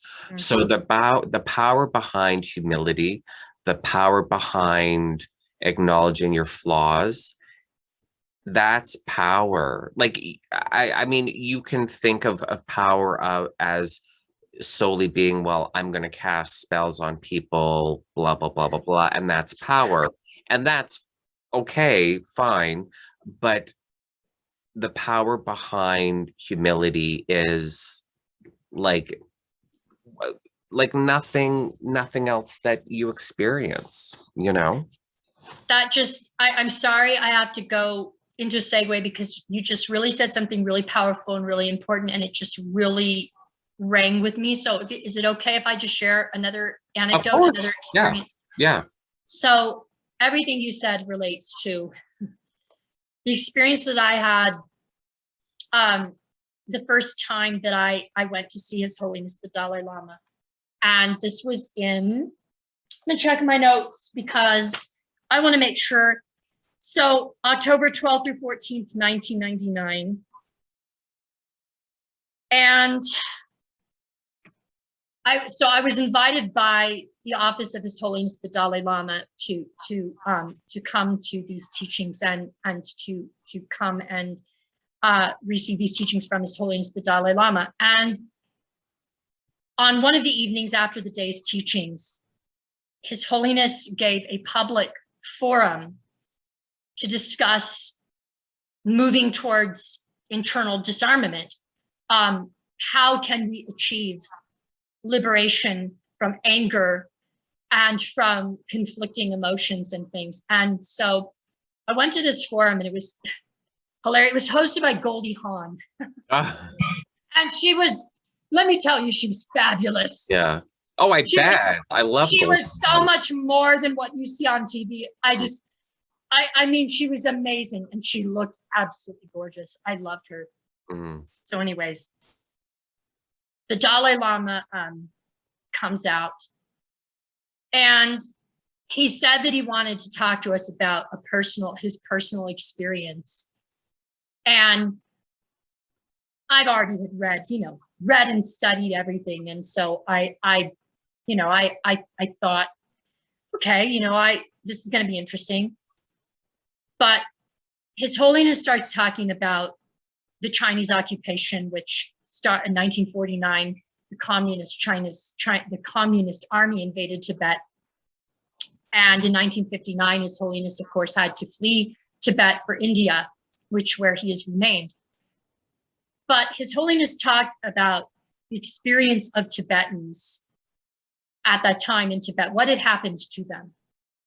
And he talked about meeting refugees when they came and the stories that they told. And the Dalai Lama went into excruciating detail about these atrocities. And it was really a gut-wrenching experience, because here it was, we all had thought, we're going to have these happy, beautiful teachings and everything.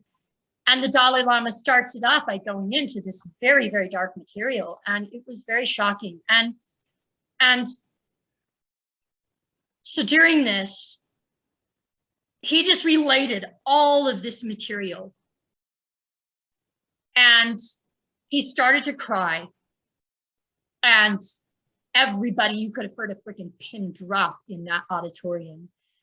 And the Dalai Lama, he cried for a few minutes and then he wiped his eyes, he put his glasses back on, and he said, people ask me if I'm angry at the Chinese, if I hate the Chinese after everything they've done to my country.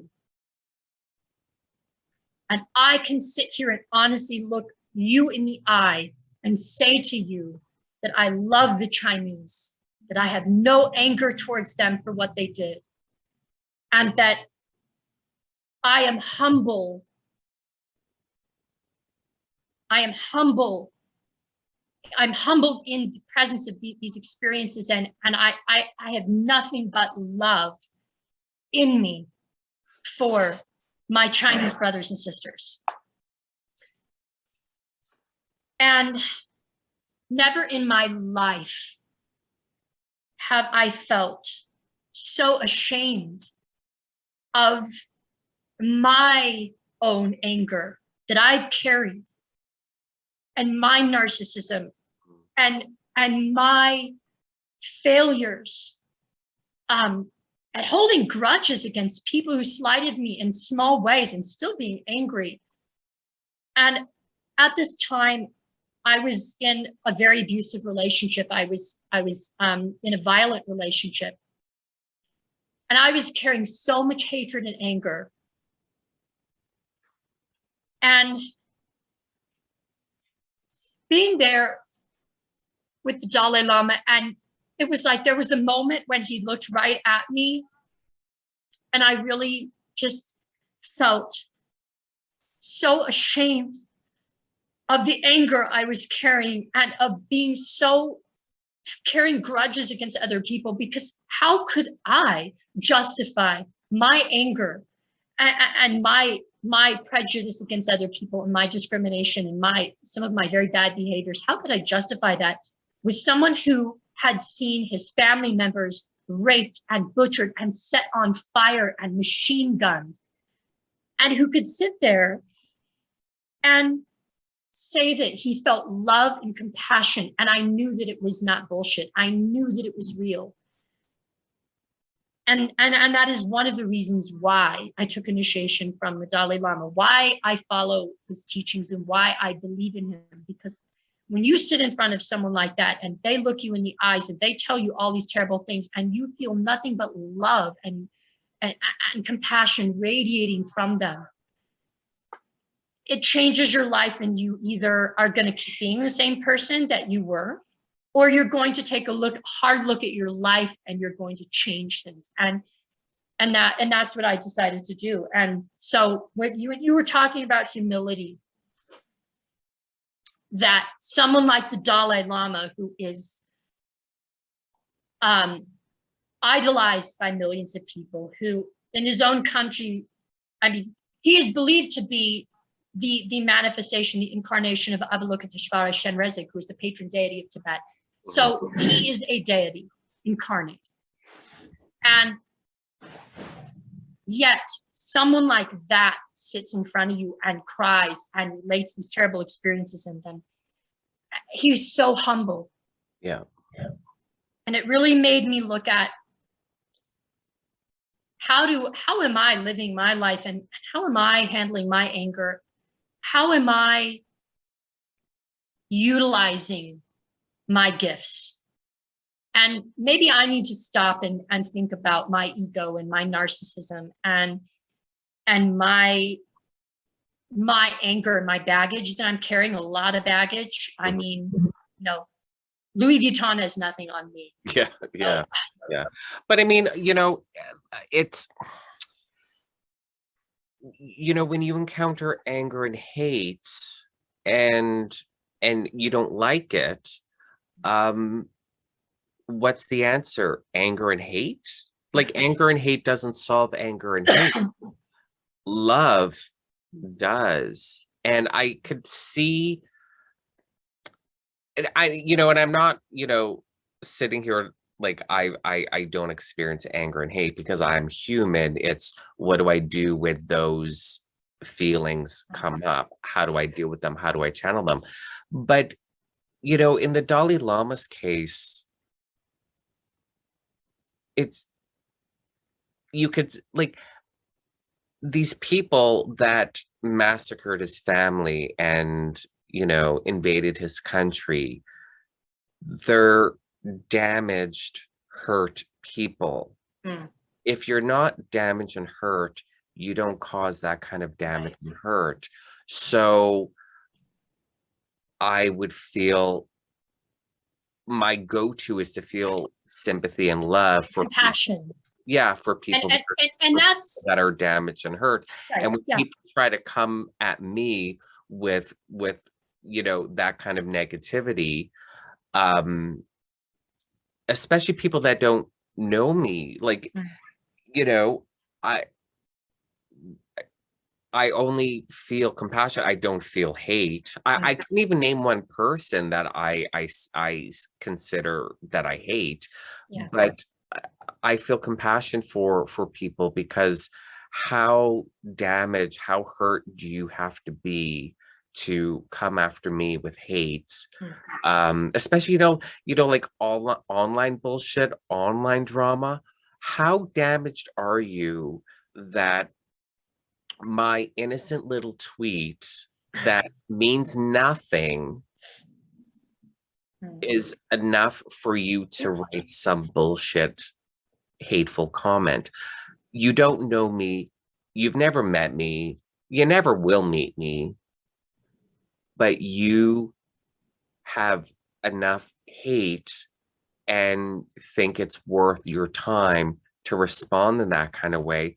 You're clearly damaged, and I feel compassion for you, and I hope that you find what you need in life to be able to beyond existing in those kinds of feelings, and being able to exist more in a place of love.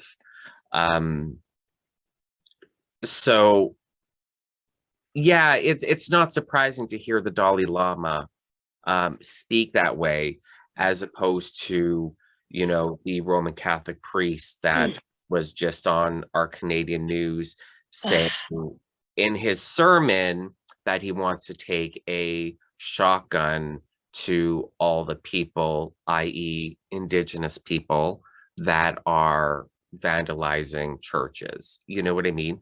Like, those are two very different go-to emotions, go-to reactions. One is going to solve problems. One is going to not even create problems, but exacerbate existing problems. And what's going on here right now in Canada, with the thousands of murdered Indigenous babies being found in unmarked graves right now. He's not creating a problem, he's exacerbating a problem. So yeah, I expect that of the Dalai Lama. But I also expect of spiritual leaders fallibility, not infallibility.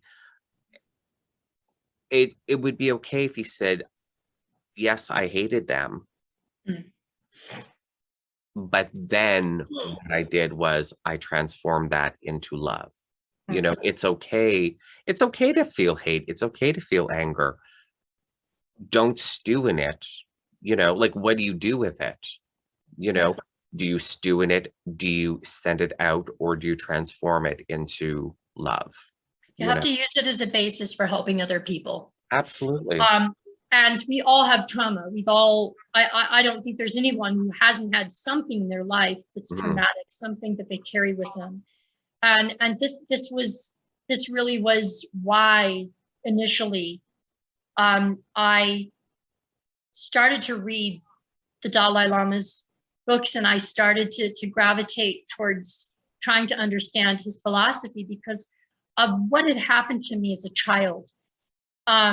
With my father and the volatile environment in which I grew up, because it was quite volatile, it was quite violent, and I really am very happy and lucky to have made it out alive, because the statistics are not good for people who've gone through what I go through, and usually especially with young men who have been sexually victimized, drug use, suicide, it doesn't look good. So I am very, very fortunate that I had come through that.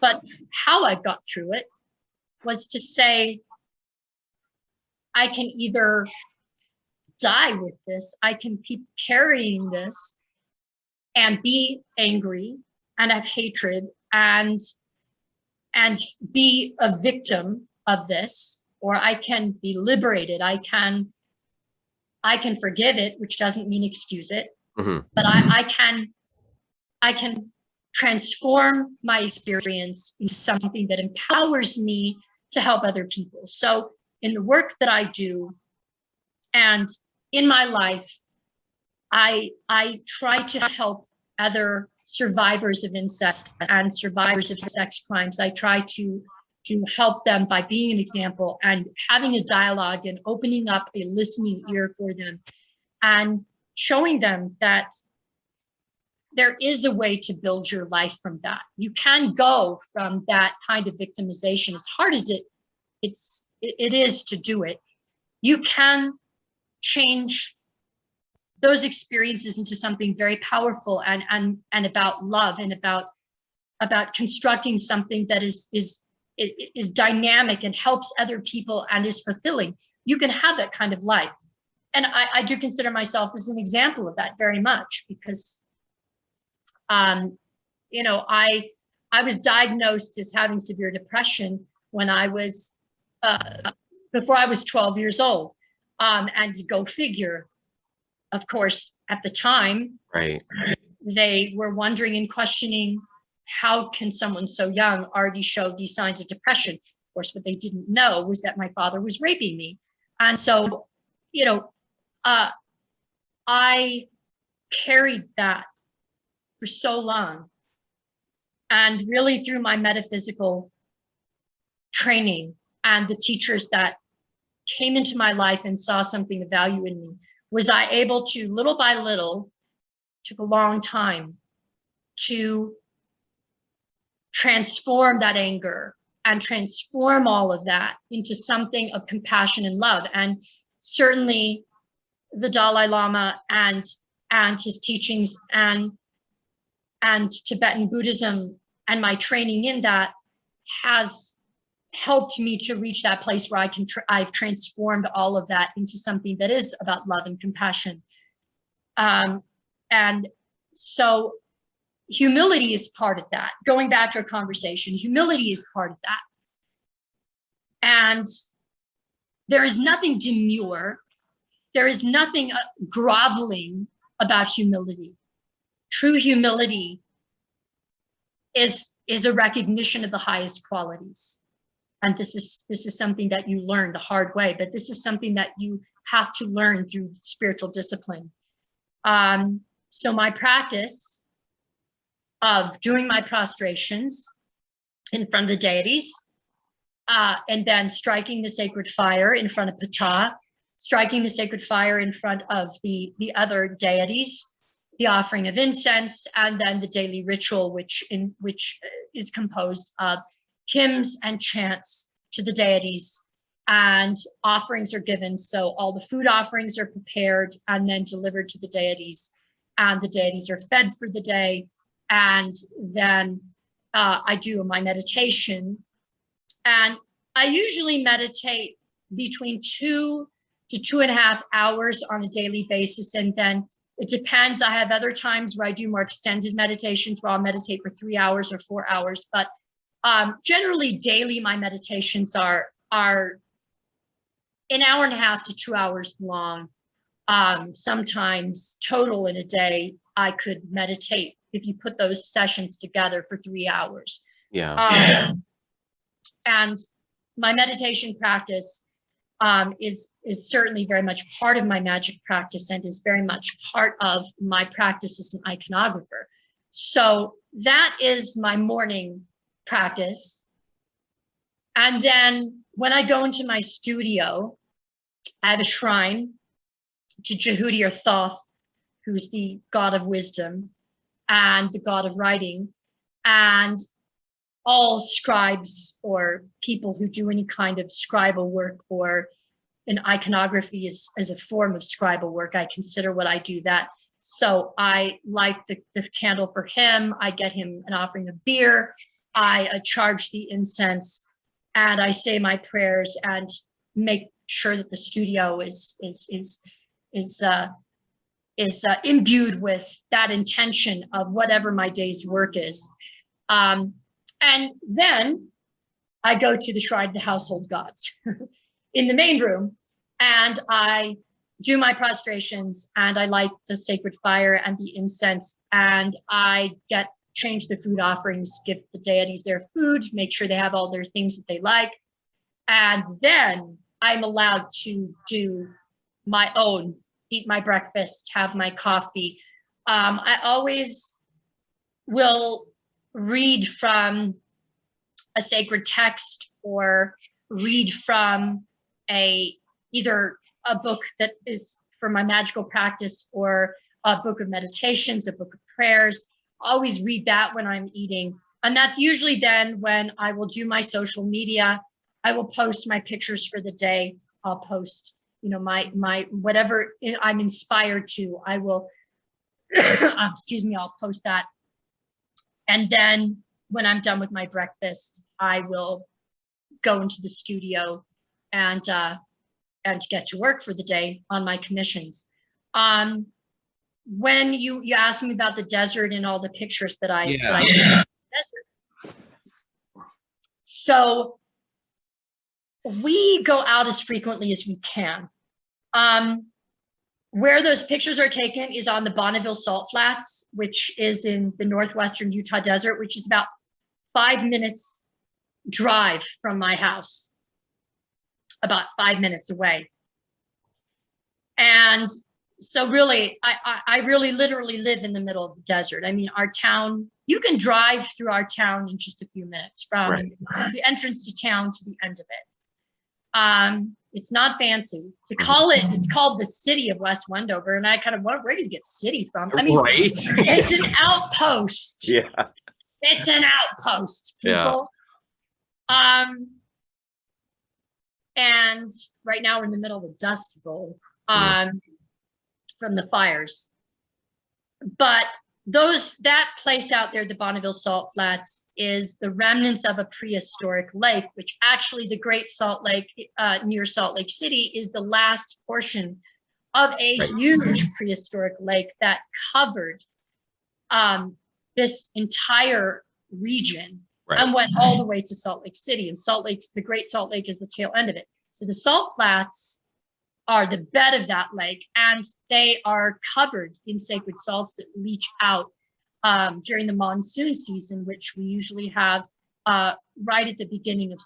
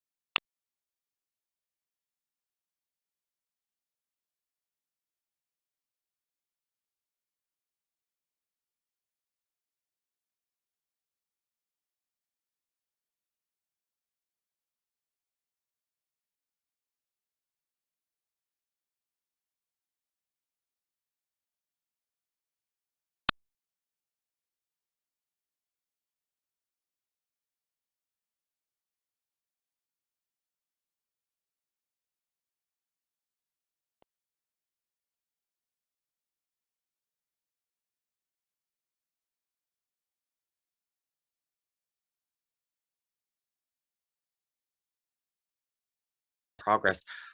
Like, I can't even conceive of like, what are they even made of? You know what I mean? So let's talk let's talk about your process with making the icons. Because they're fantastic. They're amazing. Thank you. Okay, so there are two processes at work.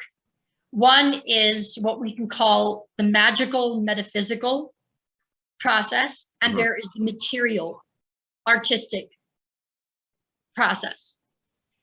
So the most important thing to me is that, and what I hope people can take away and understand, is the nature of what a cult image is. When I talk about my work, because there are people, most people, who think of my work as inspirational art. Right. Who think of it as spiritual art.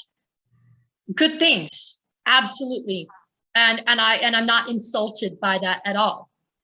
But that's because people don't have a background in understanding images as living gods and images as being objects that are possessed by the gods.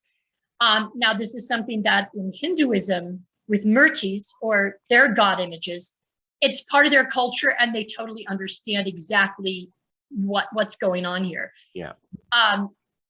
The work that I do is not art in the conventional sense. From a Kemetic point of view, there is no such thing as art. They did not have a word that corresponds to art, nor did the Egyptians have a concept of art as we know it.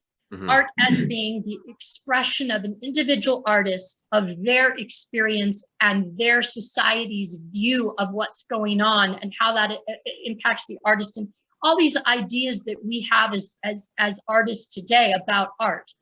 None of those things existed in ancient Egypt. Yeah. Images to them were a manifestation of the divine. And images weren't just symbols of the things that they represented, they actually were those things. And that's very hard. It's very hard for people today in the West to really understand that. Who I find understands that is people who come from African traditional religions or African diasporatic traditions, and those are people that I work for and I work with. One of my main clients right now is a very well-known teacher in those traditions, and is commissioning me to create these cult images. So what I do is I am creating physical bodies that the gods in their forms that we know of as the divine Ba.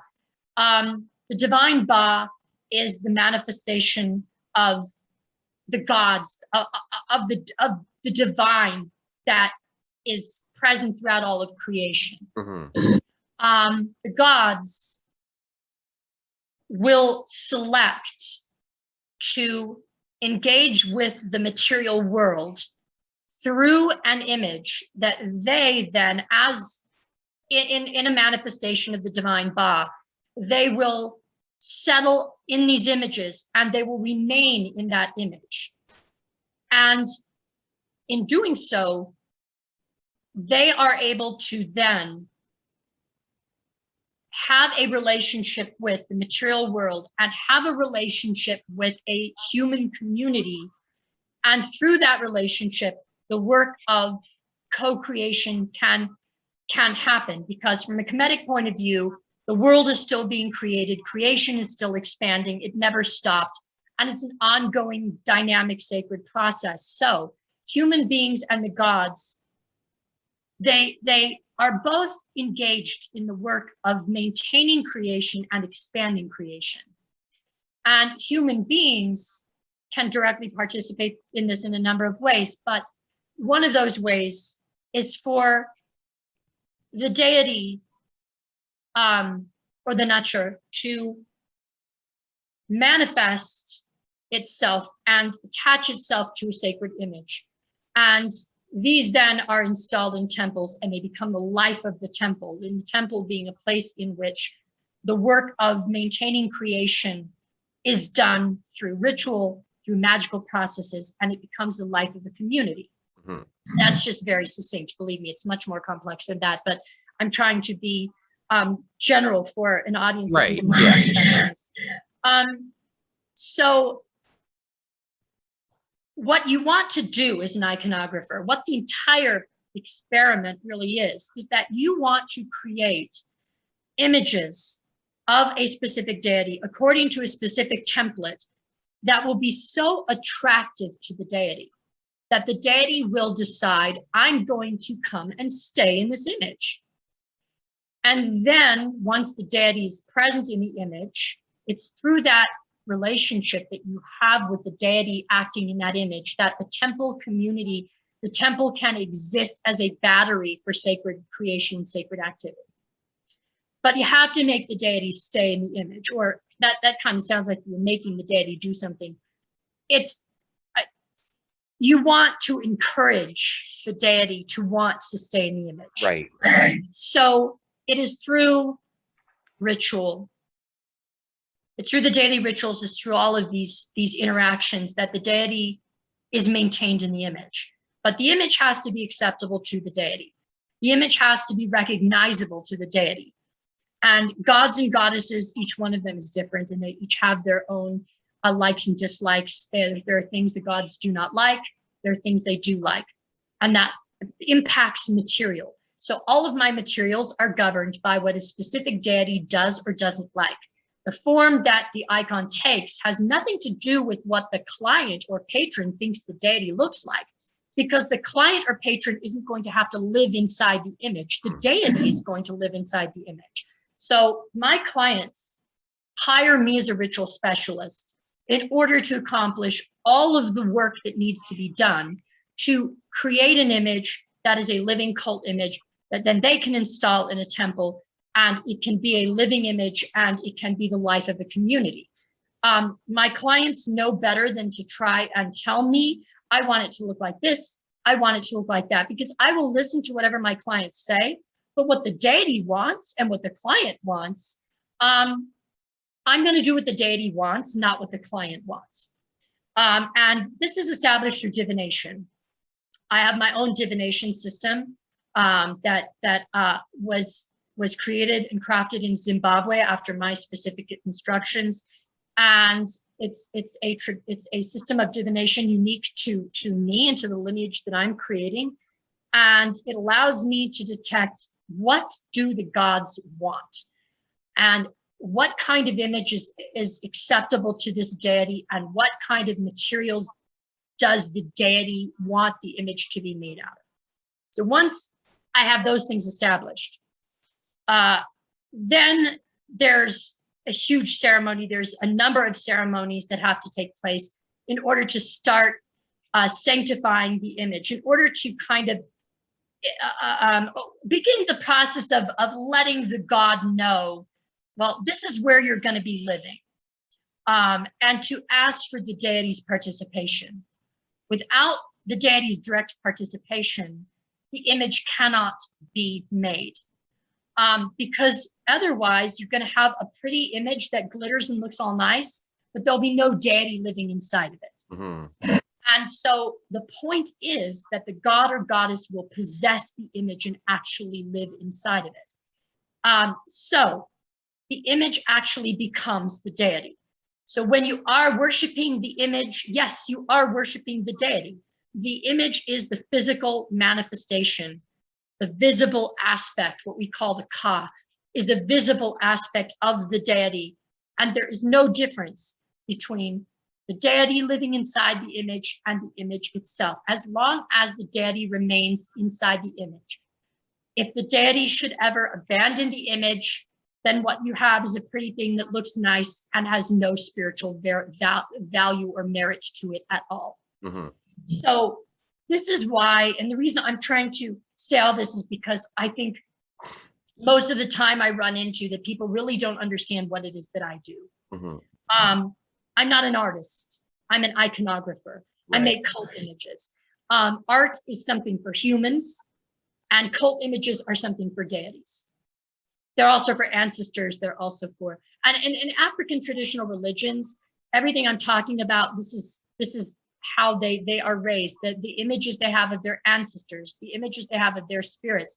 They're living beings, they're living images, and all of the ceremonies that are performed for these images are directly engaging the beings that are living in these images. So, so that's what my clients pay me to do. And I get a lot. What are some examples of materials that you use to create these icons? Yeah. So I use they're 2- and 3-dimensional cult images, and right now all of the images I'm doing are 2-dimensional. I use museum conservation wood panels, which have a very light coating of clay on them, and then the image of the deity. Let me ask you a question there. What makes museum conservation wood museum conservation? Just out of curiosity, because I've never heard of that before. Right. So if I take, and this is done in the Renaissance, this is done a lot of places where they used wood panels. They would find nice poplar wood, plank, create a panel. Leonardo da Vinci did this, and it's a great, flat, beautiful surface. They would prime it with gesso, and it would be a great surface for creating. Now, changes in humidity, changes in heat affect wood. Wood warps.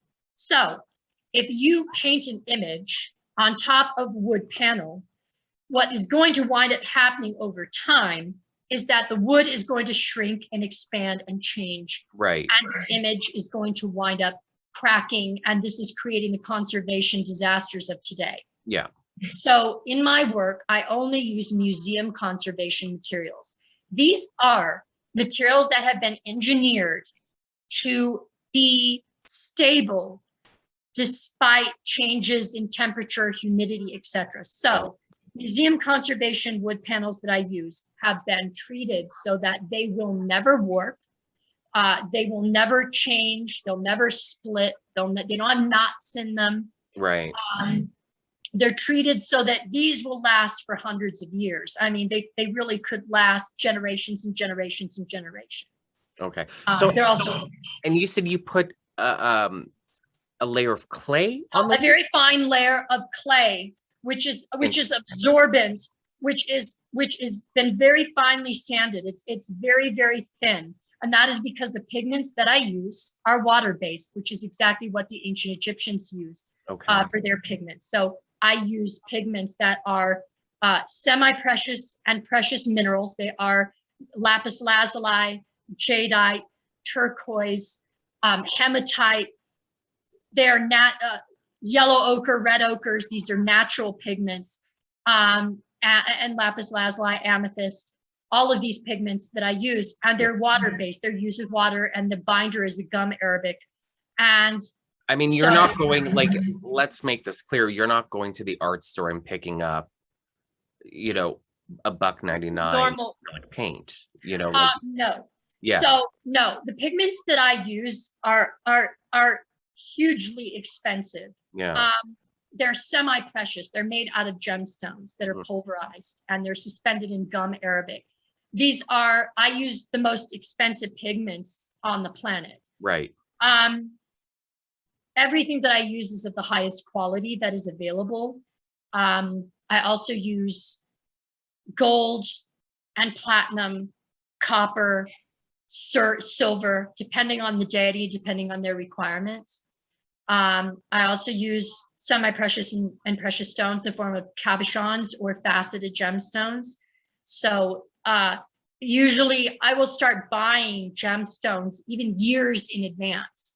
The gemstones, for example, in my Zobek icon that I did, he has a very precious Indian emerald, a pyramid set in him that's made of Indian emerald, which itself was a fortune. Yeah. I bought that over 10 years ago. I will, because of the expense of the gemstones, I'm always buying stones and hoarding them for future icons, just because it will make the process more feasible. Right. The cost to me of each of my icons, just not paying me for my time, but the cost to me of creating my icons as I'm doing right now, Just my out-of-pocket cost with everything is over $5,000, $6,000. Oh my God. I had no idea. Wow. My work is very, very expensive to create. Mm. And that's not even calculating the time Yeah. involved. My icons take anywhere from 9 months to 1 year to create, generally 14 hours a day, sometimes 7 days a week. I'll work, and so you're talking about thousands and thousands of hours, minimum of 1,000 hours. Mm-hmm. This is something my clients are paying me for. I am paid for everything I do. I'm paid for my consultations. I'm paid for every hour that I work. And actually, this has a precedent in ancient Egypt. People think that the tombs, the tombs, for example, the kings, that these things were created by artists just doing this out of the goodness of their heart. The artists who created the tombs of the kings were paid to do that work. Of course they were. Yes. I am paid to do my work, and people who want my work, they pay me for my time. I'm paid by the hour, and they're paying me not only for my materials, but they're paying me for my expertise, which I rightfully earn and deserve. And so I am not one of these artists who says I'll work for free, and that I have a problem with charging. Absolutely not. I earn everything, and I deserve to make a living for my work, and I do. This is what I do full time, by the way. Yeah. This is my full time job. This is how I pay my bills. It's not a hobby. But it's also a calling. Like it is a job because we live in a material world that requires money, so it's a job. But it's also a calling. Yeah. You know, because this is my magical practice. Yeah. And this is something that also a lot of other occultists or magical practitioners might not understand. They just think I'm a devotional artist, I'm a sacred artist who's honoring the gods. This is my magical practice. Yeah. This is something I live every single day. This is every moment of my day. My entire lifestyle, what I eat, how I exercise, how I take care of my body, the things in my household, every single thing that I do in my life is governed by my practice and is part of my iconography. Everything. Yeah. So what people who want to commission from me, they're commissioning me because they know that they're going to get a living God out of it. They know that my work is legitimate and authentic. And there are professional Egyptologists who endorse my work and who know that what I'm doing is authentic. So I stand by my work. I stand by everything that I do. I can relate. I mean, you know, we're working on two very different things. I mean, I'm selling, you know, a $7 candle. So it's different, but I mean, I can relate because it's part of my daily magical practice, and part of creating in a magical way. It's not just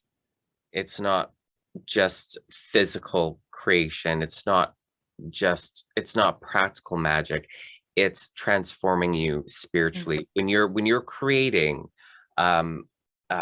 like that, it's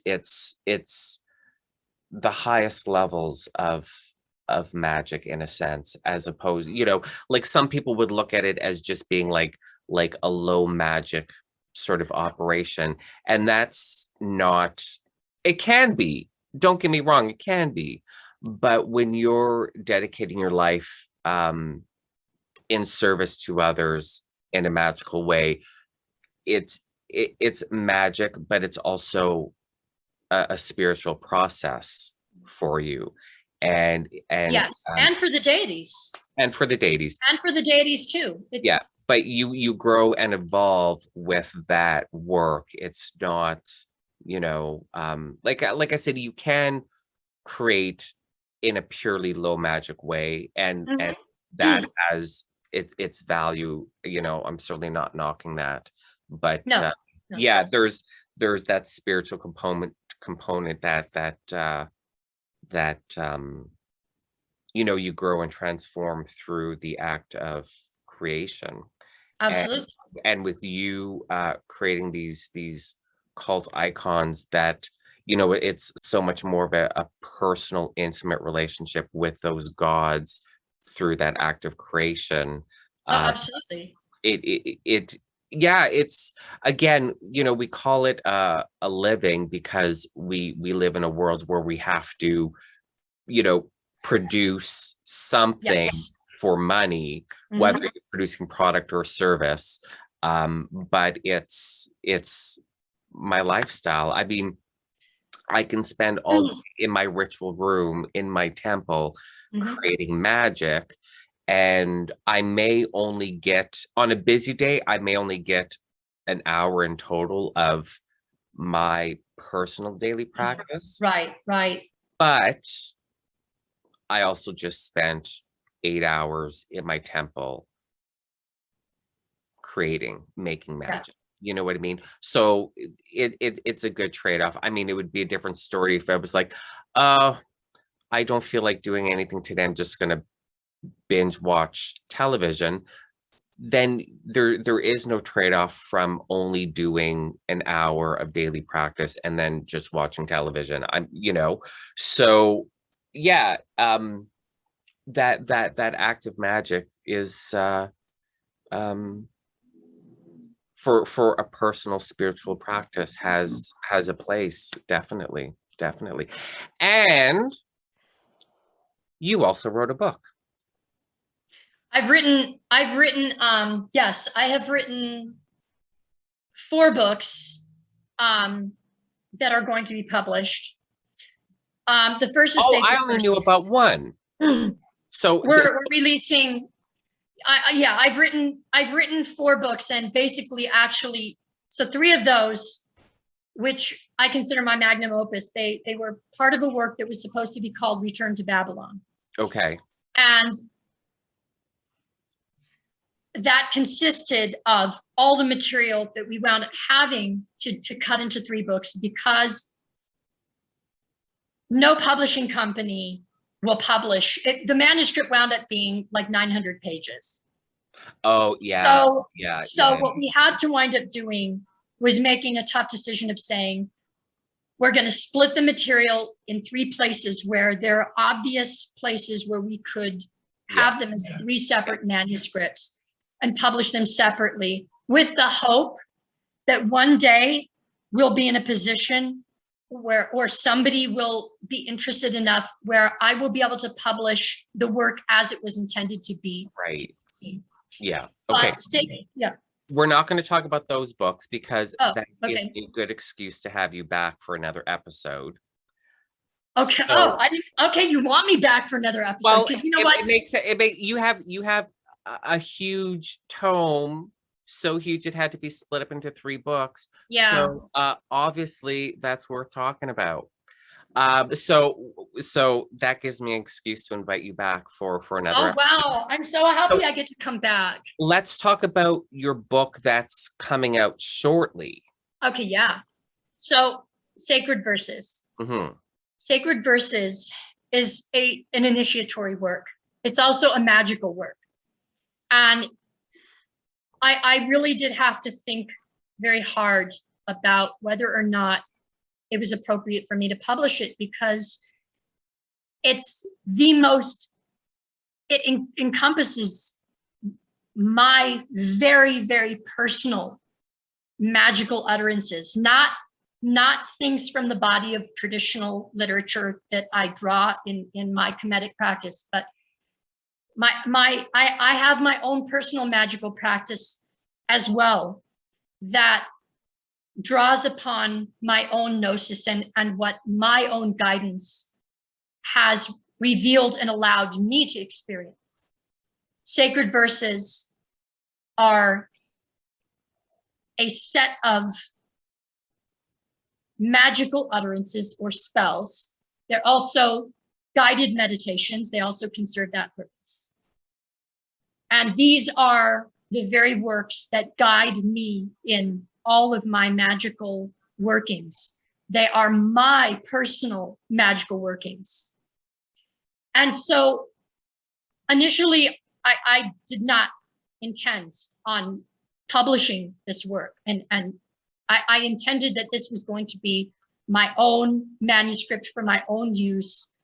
so that everything would be written very clearly and I would have it for my own use. But then I had friends who I shared some of the material with, my very, very close magical friends. And they said, you know something, you need to think seriously about publishing this. You really need to think about this. And they kept going on at me and giving me advice and telling me.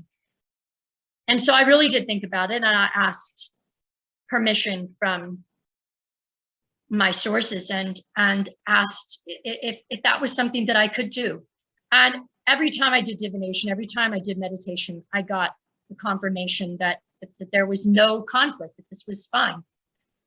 And I still kind of felt like maybe this was something I didn't want to publish, but so we shelved it. And then I was referred to a publishing company. They said they were going to publish it. And then the publishing company gave me the runaround. They had all these different things, and long story short, wound up not working out. So then I said, okay, this is a sign. I'm really not supposed to publish this material. So shelved it, and my husband kept bothering me and saying, you need to publish this manuscript. What's your problem? And so finally, we're publishing the manuscript, and I'm at peace about it. I think that people will be very surprised because people are expecting something Kemetic, and it is not Kemetic. There are some of the verses could be shown to have that influence, but right. It is not Kemetic. Sacred verses embody something that, a way of engaging the gods through magic and the ancestors and spirits, in a way that for me, when the material through meditation, all I can say is that really it felt like automatic writing. When I was producing this manuscript, I would wake up at 3 o'clock in the morning, and I would wake up in a state where I felt the movement of energy. I would do a meditation, and then I would sit for 2.5 or 3 hours, and I would write without stopping. I did not control the material. I did not compose the material the way I usually compose poetry, because I am a poet. I let the material write itself. And I didn't try and influence or control it. And the material can be applied to magicians and practitioners from any number of traditions, whether you are Wiccan, whether you are a ceremonial magician, whether you're Kemetic, regardless of where you are. I think that anyone who subscribes to paganism or subscribes to any of the magical traditions could pick up sacred verses and can find a transformative way to vocalize and engage their spirits, their deities, their own guidance, and have very legitimate, powerful experiences. Right. So that's. And when does it become available? Right now it's looking like mid-August.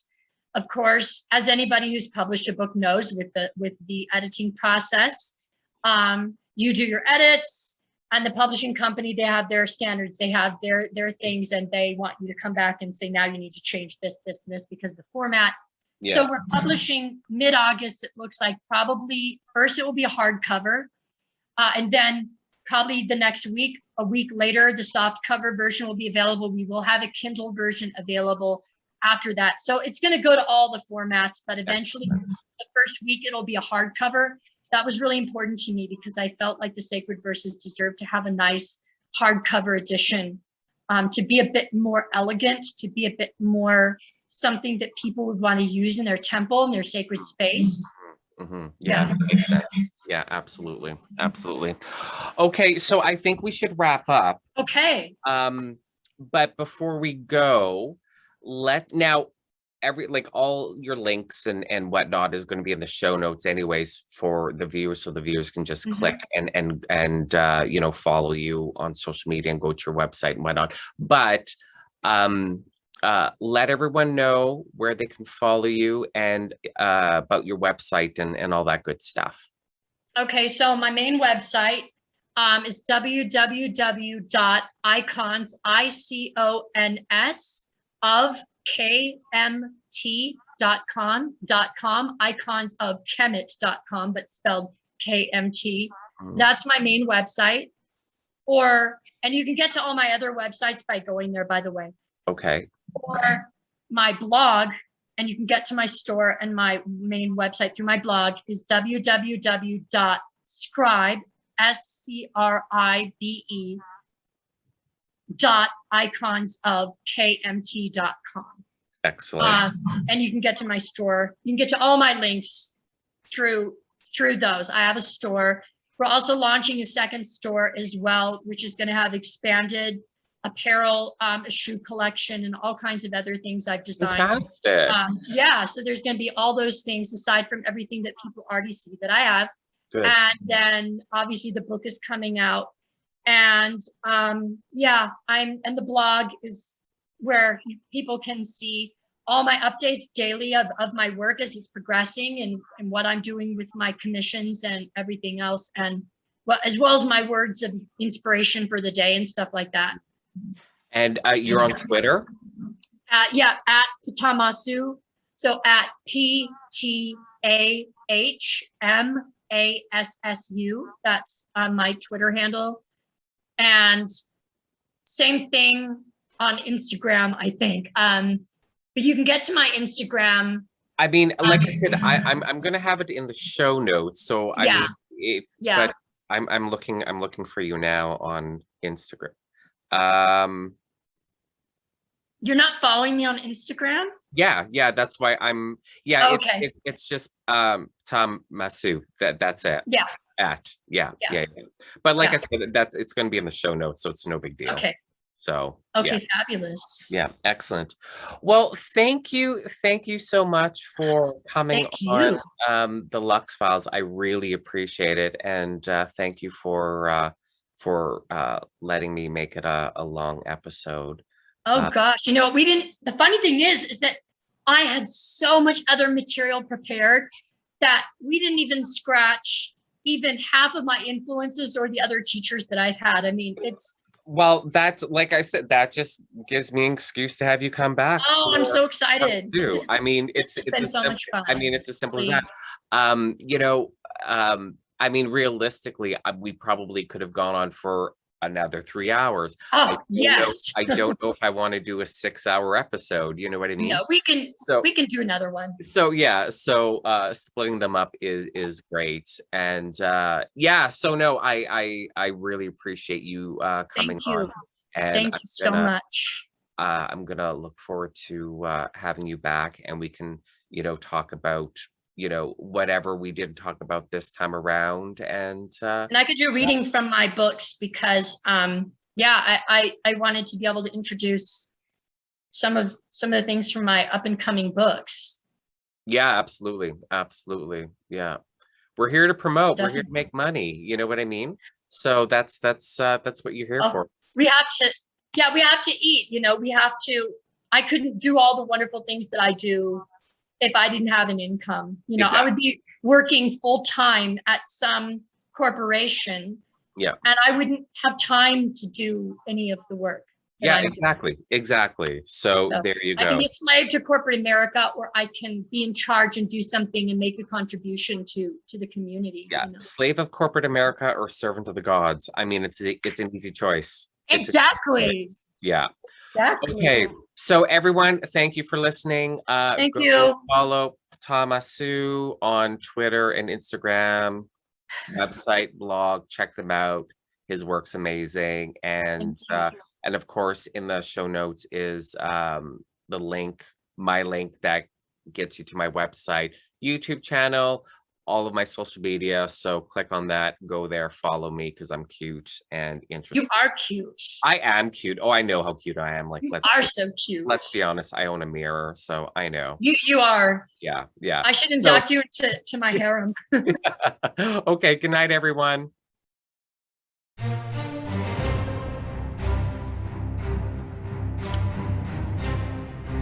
Thank you for listening to this episode of The Lux Files. You'll find all the guest links in the show notes, as well as the link www.leilogonzalwin.com/links. That link will get you to my page of links, where you can then go to my Leilo Gonzalwin website, the Lux Files page, and my Leilo Gonzalwin YouTube channel that has all the Lux Files videos. It also has all my social media links there, so you can follow me and the Lux Files. And don't forget to subscribe to the Lux Files wherever you get your podcasts. And lastly, if you enjoyed this episode, please consider leaving me a review. Until next time.